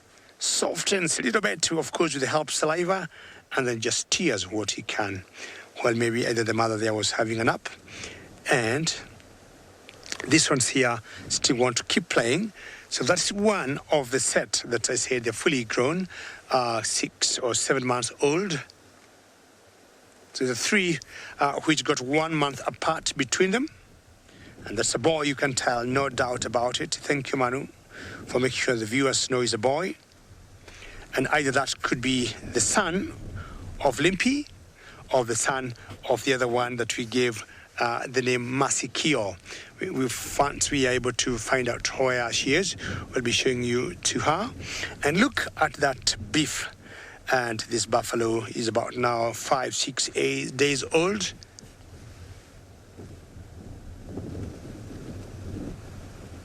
Heidi, how many cubs have we counted today?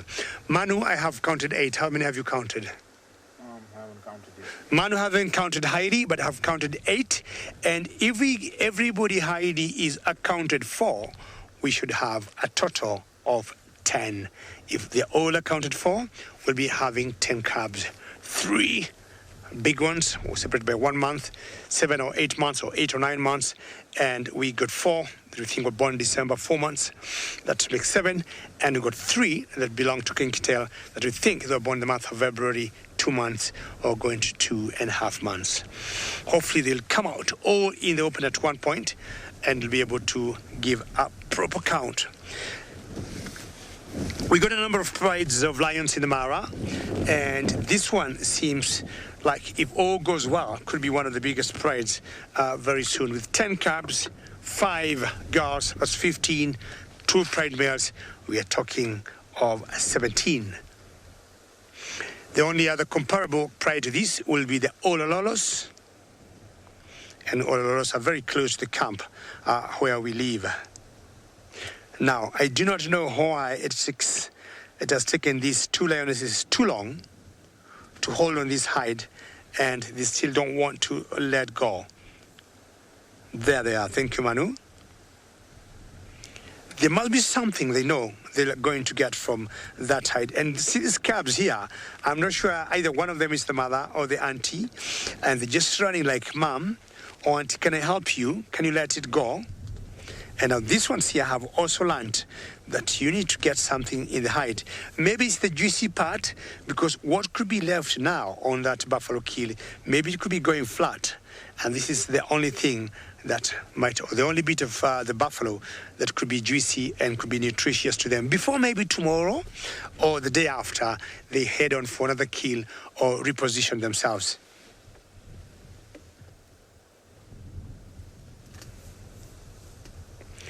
Puma, I guess your question is the survival rates of these cubs here.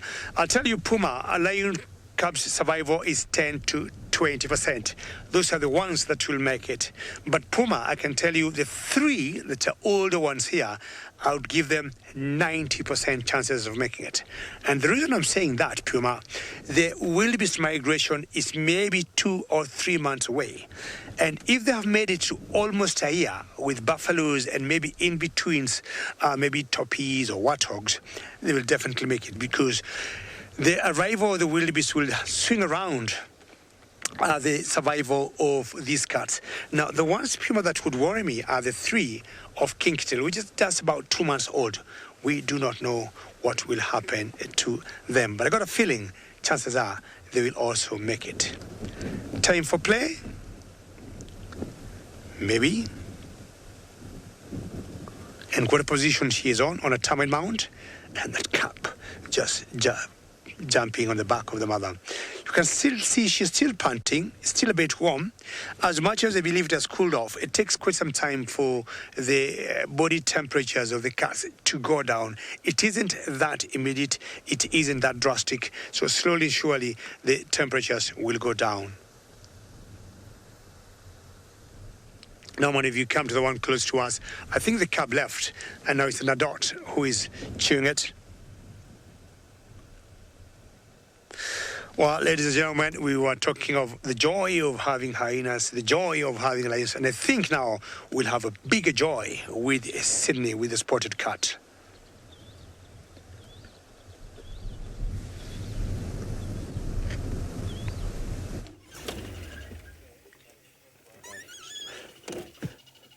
I have got something very much special at the moment. You can see the tip of the tail there is nice and white. You can see I have got a spotted cat hiding just behind the bushes at the moment. I'm not too sure which one is this exactly, as I just got here now, and this cat is slowly going deep in the thick bushes.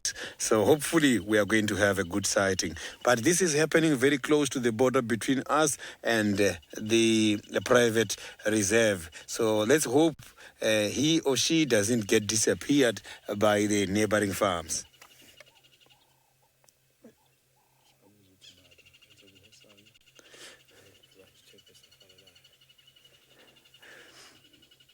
So I will be very happy to hear if any of you can be able to identify this leopard when it's still behind these thick bushes. Who can try?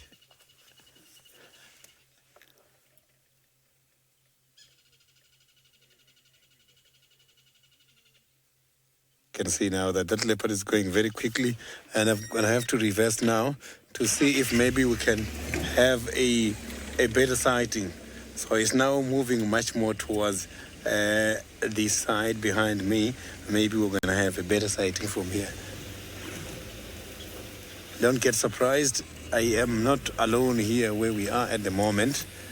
I am with the other vehicles, and there's even some alarm calls given by some of these animals here. Look there, you can see now it's coming on the road. So this looks like Tandy. This must be Tandy. This is so beautiful. Look at that. But she's crossing very quickly, and she's crossing the road at the moment.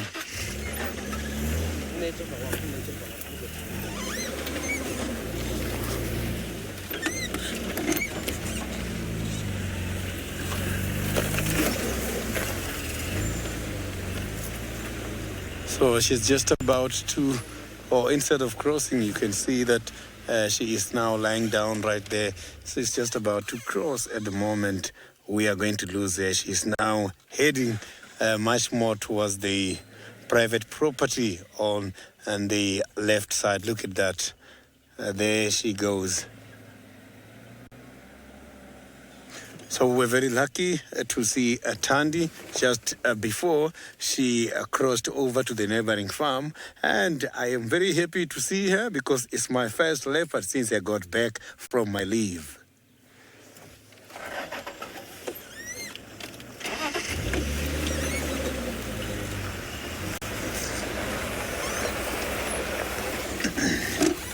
So I'm just talking to the other guides who are also enjoying this sighting at the moment.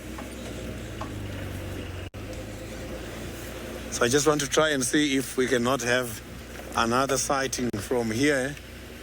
Maybe she's not very far away from here where we are.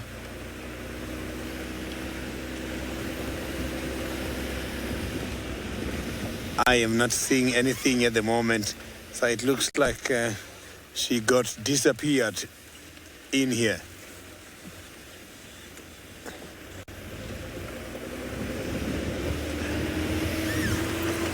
So it was not bad. At least we saw her and we saw her full body. It was difficult to see her at the beginning, but at the end at least she could manage to present herself. So I was just looking at her bellies, but I could see that she's going too fast. I think she is very hungry at the moment. She must be targeting something because I could see she was going very slow, showing that she's interested on something. She was up to something there. So let's hope she doesn't catch something and drag it up into a tree by the private properties. She must drag everything back to Juma.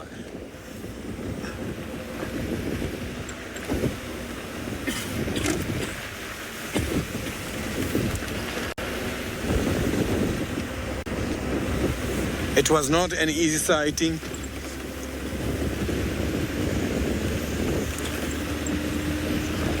So I'm just going to turn here and go back and see if she is not going to come back. But now, while I am going back to look for Tandy again, let's cross over to the Maasai Mara where David is still enjoying his beautiful sighting. Very well done, Sydney, and a clap for you coming all the way from Kenya because for having spotted Tandy. Make sure she does not go away. It's always nice to have the Queen of Juma around. Now, our special setting continues. Nothing has changed. All looks very good here. This one cub cannot stop eating this particular part of the buffalo. You can see him snewing, and you can see his whiskers are coming out very well, meaning that he's getting very close to graduating from being a cub to a sub-adult. Of course, he got a couple of months to go, but so long as he can chew meat, I wouldn't say he would be independent now because chances of him hunting for himself, I would say 0, 0, 0.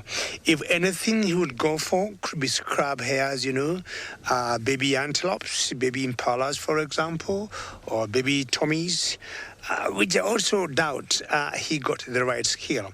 But it's wonderful either the mother or the auntie just to watch him there eating.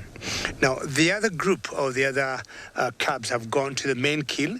I have no idea what exactly they're chewing there, but trying to put all of them in that particular frame where whatever is left on this buffalo is what they are trying to nibble. And one other bigger cub is on the other side. Excellent, Manu. How lovely is this?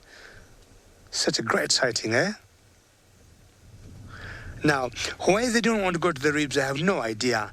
And I'm just wondering either whether they are really trying to get some flesh there or just playing. Pamela, how are you? And that's a very important question. If anything would happen to Kinky Tail, will her cub survive? I would say 9 out of 10 chances they will survive. Pamela, and that's one of the Kinky Tail's cub, Pamela. You saw that jumping up there on the other side, and you can see how healthy she looks. So, Pamela, what will happen here? Lions are very social cats, and they do what we call allo suckling. And by so saying, it would mean a sister of Kinky Tail or a cousin of Kinky Tail. The other 4 females here, we are guessing they all got cubs. They can still be able to feed Kinky Tail's cubs. So as I said, 9 out of 10 chances they gonna survive because they'll still, that was a sneeze there, bless you, they'll still get milk or they'll be fed by the other females. How lovely. The wind is picking up a little faster now than it was before. And you can see how it's blowing the red oat grass. Do you want to come join the party of the ones chewing the bone, or do you want to play hide and seek with the others? Okay, Pamela, I hope you're still there. Do you see that very light, that very pale one there? Pamela, that one belongs to Kinky Tail. Kinky Tail got 3 cubs, and I think they are playing with Mitty's cub. So these ones here for Kinky Tail, we are thinking they could be slightly over 2 months, and the ones for Mitty are about 4 months old. Not sure you can hear her calling. I'm trying to imagine what could be going on through the minds, especially the 3 that belong to Kinky, whether they know that their mother is unwell.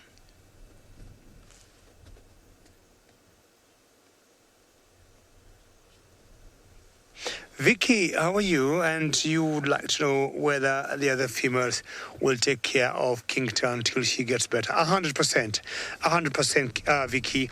And that again takes me back to saying lions are very social cats. And because of their sociability, they are always very bonded and very closely knit societies, I would say, that it's very difficult to break a bond especially the lionesses. Males, Vicky once in a while will fight. We have male takeovers. We'll see males, splitting, the coalition of males splitting. But females remain together all their lives. So I can tell you, Vicky, Kinky is in very good hands. So right there, Manu, I'm counting 1, 2, 3, 4, 5, 6 cubs. Manu, do you agree? 6 cubs there? I just hope, Vicky, you can hear them. Yeah!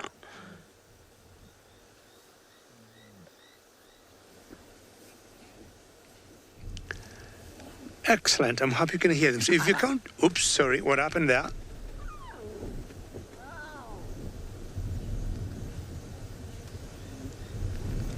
It's time to search your groom now. It's very, very basic and very standard, I would say, rule for lions to do.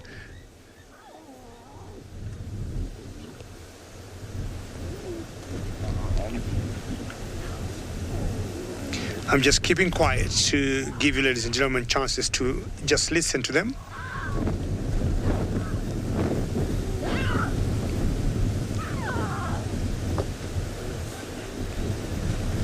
How cool is this? This is so very special. So where are you going there? Very, very good. That's coming. That's special call is coming through. Look at that stretch. Back left.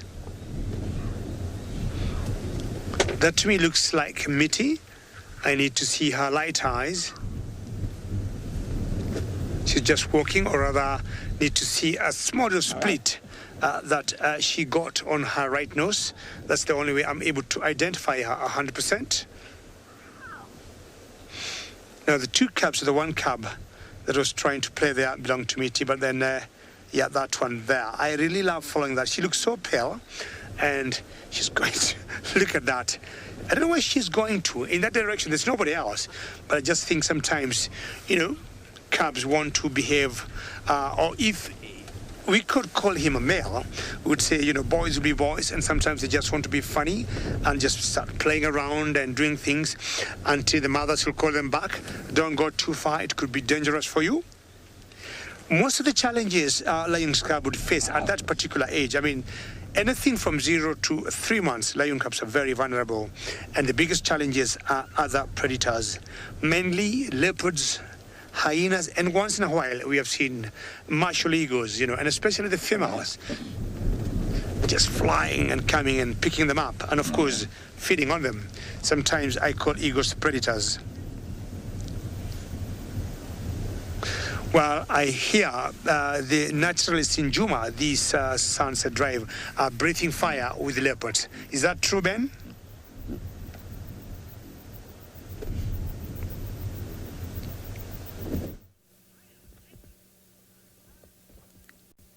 Hello guys, welcome back. Well, can you believe it? We've got Sydney down on the southern end of the property with Tundi, I think it is, but we're still not quite sure.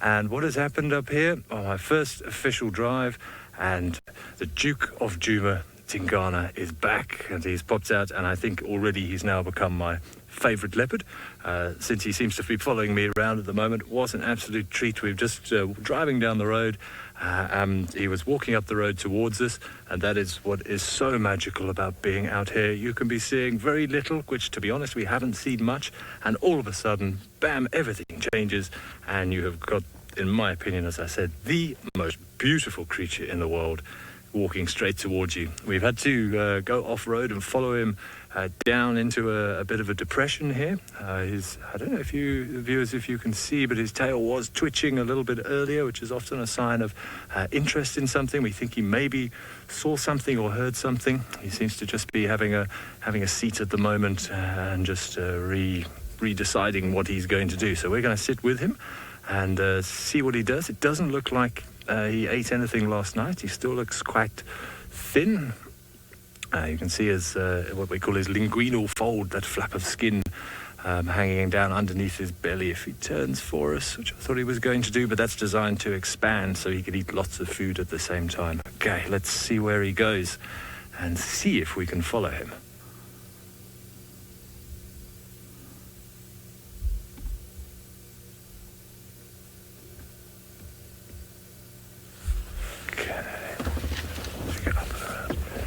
Okay. How amazing was that, guys? My first solo drive, and I get a leopard. I'm so chuffed. Okay, we're going to go up and around and see if we can pick him up on the other side of this thicket in here. It looks a little bit difficult to get a car through, so bear with us, and we're going to see if we can catch up with him.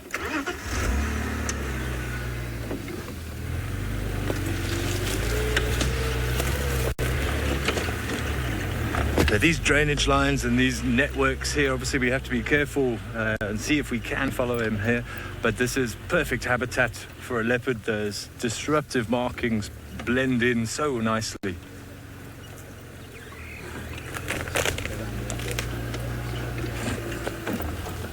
So I didn't catch who the question came from, but in terms of how big Tingana is to some of the other leopards that I've been fortunate enough to see, he's certainly up there with some of the bigger ones.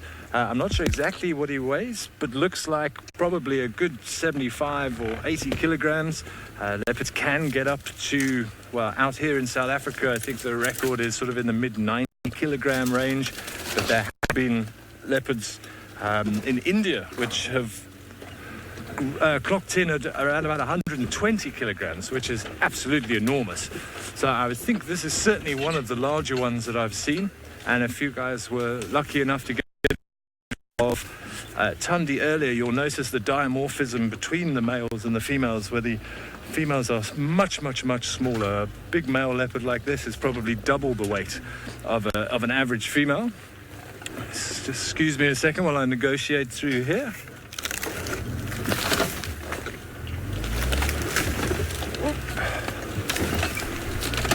And that dimorphism is very important and allows them to hunt different animals. So you can see just how strong and how muscular Tingana is as he was walking away from us there, even though he hasn't eaten recently, but the power contained in that body is immense. I remember back in the south of the sands, we got there just too late. We heard it happen.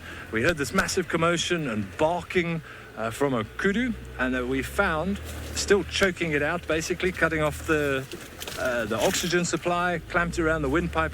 We found about a 2 or 2.5-year-old male leopard who had taken out a full-grown male kudu, which is probably 3 times at least his weight. That just goes to show you how powerful they are.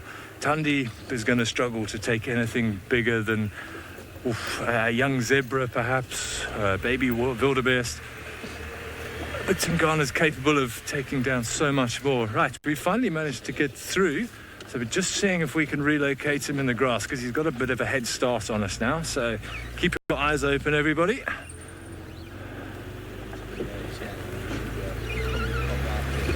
Okay, we've got a road in front of us, and let's see if we can find any tracks, or if he's crossed or changed path. I thought he came up. Yeah.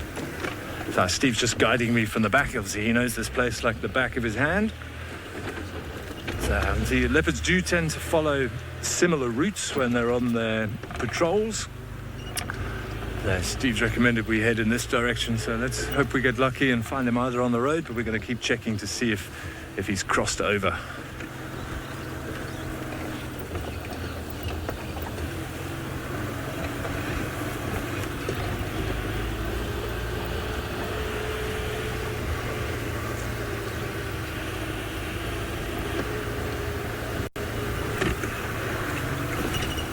Always very difficult with a leopard to know which way they've gone, even though they do follow similar routes. If he is hunting and if he's quite literally following his nose or his ears, he could have gone in any direction. He could have changed direction to the result of some stimuli.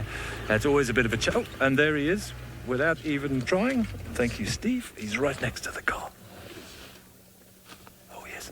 And guys, I don't know if you can see, but just in front of him, he's just gone behind the bush now. There was looked like a young male Inyala, and you can see, if we can see, he's behind the bush now, but you can see from Tingana's body language that he's hunkered down in the grass. Again, you can see how effective that camouflage is. You can just see the white on the tip of that tail twitching with excitement. He's still quite far away. I can just see, there's another Inyala. There's a little bachelor herd of male Inyalas. So let's sit here quietly and see what he wants to do, see if he's going to work an opening.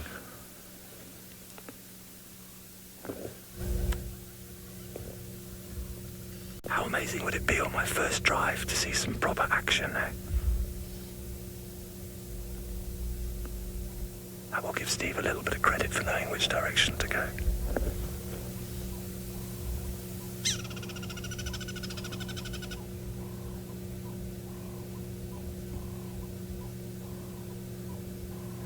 The Inyalas were moving from left to right.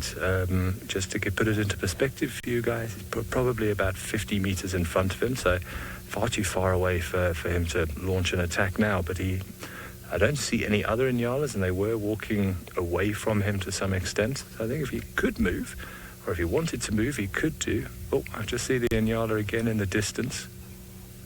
So let's just see what he's got planned.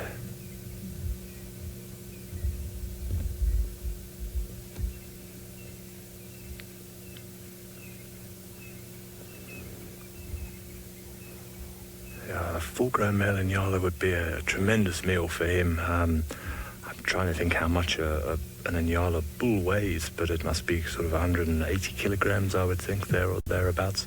So more than double his weight, but he's such a strong animal that he would have no problem to pounce and to either go for the back of the neck or clamp those hugely strong jaws around the windpipe.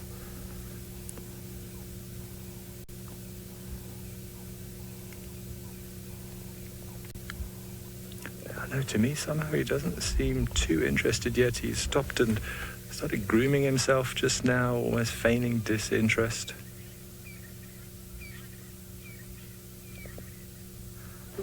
Rosemary, you think he's got a feast planned? Well, I hope so. That would be quite an achievement if he did get an Inyala bull.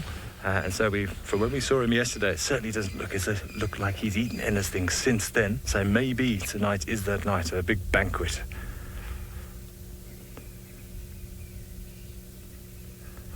But it's not a problem for a leopard to go a few days without food. They eat... Oh, he's on the move.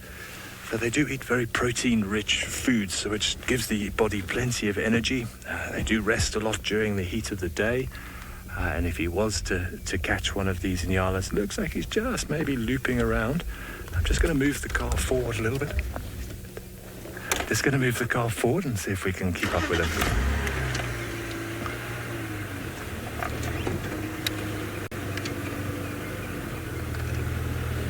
Obviously, we need to be very careful not to disturb the hunt. We don't want to influence anything and help either predator or prey. I know we're quite keen to see some action here, but we need to also bear in mind the Inyalas. They've got every right to be here just as much as magnificent Tingana does. So just getting in front of him now. It looks like he's moving parallel. I'm going to try and get in front of him so we can have a nice look. Maybe get a close-up on this magnificent creature. I think he's...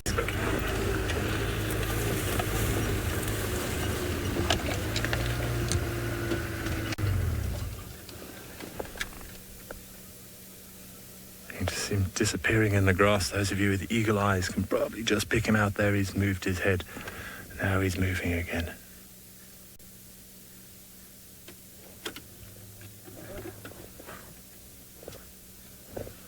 Okay, amazing, guys. Hey, I'm going to try and get in front of him again, but as I said, I want to be very careful not to influence any of anything that's going on here. I'm still not convinced he's 120% into the hunt yet, as it were. But I'm just going to see if I can pick a path and follow him through. So just bear with us.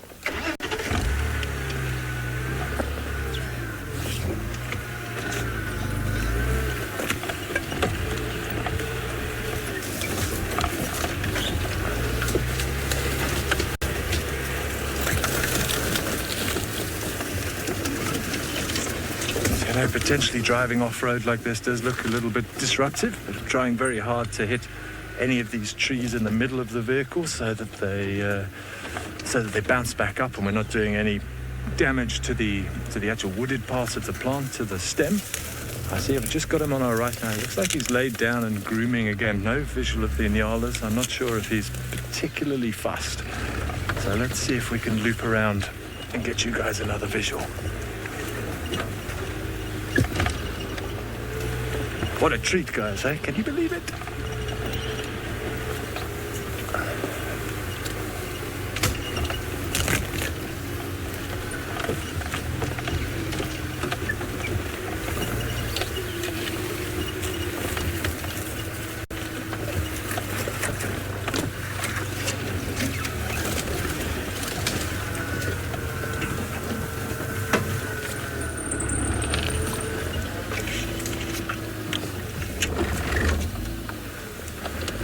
Nina Moo, you want to ask a question about speed in older leopards? Well, certainly Tingana, I believe, from what I've heard, is around about 13 years of age.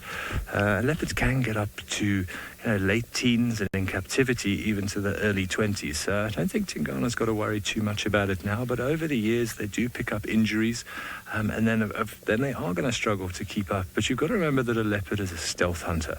It's not like a cheetah, which is designed for speed with all those special adaptations. They've got those claws that are non-protractable, rather like your dog at home if you've got one, and much slimmer, less muscular. So this is a sprinter, and he wants to get as close as possible and then launch this stealthy attack from the grass using the camouflage to his advantage. So they're not really designed... Going to infrared quick. Okay. So we're just going to switch to infrared so you guys have got a better view. So they're not really designed for full-on chases, anything more than 50 or 60 meters, and most of the time the leopard will give that up. But what certainly does happen with old age is with the injuries, they do change their hunting strategies. We used to work... Sorry, guys, I'm just going to reverse the car a touch so we haven't got that branch in his face. Bear with me a second. Is that better for you, Craig? 100%, okay.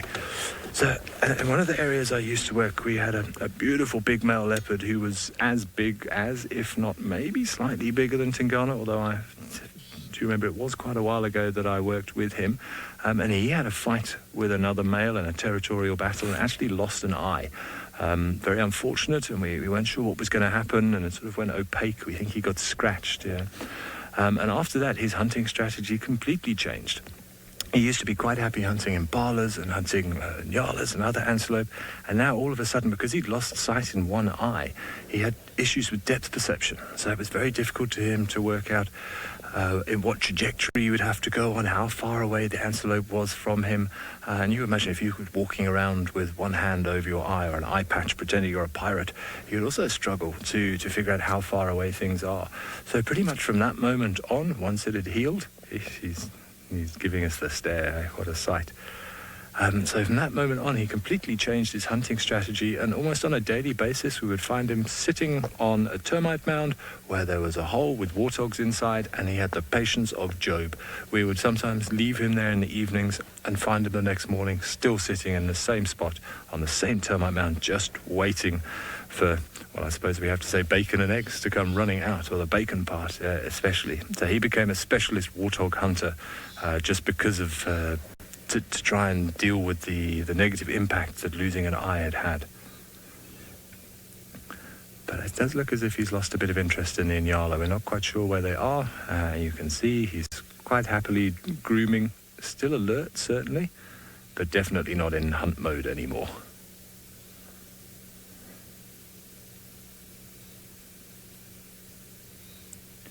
Obviously, we saw him grooming a lot last night as well. Leopards, just like your domestic cats at home, very fastidious. They don't like being dirty, constantly grooming themselves. And if you watch them groom themselves, it's exactly the same way that your cat does at home, especially when they do their face. They lick their paw and rub their face across their muzzle. Exactly what he's doing now, trying to get to the area around the flank and the back, exactly like your cat does at home. In fact, physiologically, they're almost identical. One or two differences that allows the leopard to be able to climb a tree. They've got a specialist locking mechanism in their wrist, which allows them to come down a tree head first. Your cats at home, I don't know if any of you have actually had to call the fire brigade have to get the fire brigade to rescue your cat, which has got stuck up in the tree, because most cats can climb trees. I'm not sure if you guys have ever had footage of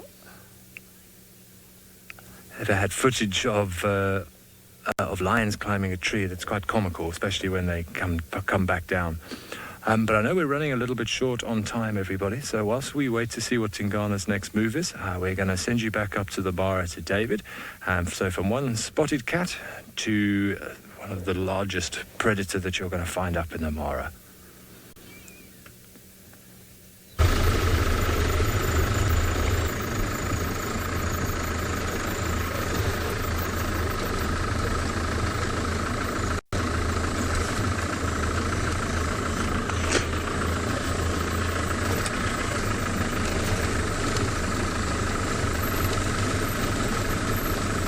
Avoniaje?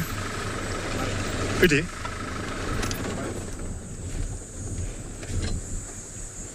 Well, ladies and gentlemen, here we are, and we decided to bring you close to these cubs before we end the show.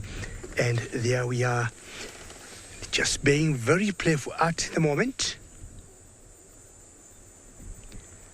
It has gotten a bit dark here, and of course we have gone to infrared, which will help us just to keep enjoying the sight of these cubs without interfering with them. It's a very special camera we use. Now, that's the lioness that have been holding the hide for the last, I don't know how many minutes, and could be like almost 20 minutes, and she couldn't, maybe 30 minutes, she couldn't let go. And as I said, that could be the juiciest part of that particular hide that is left of this buffalo kill. How lovely and what a sighting this is.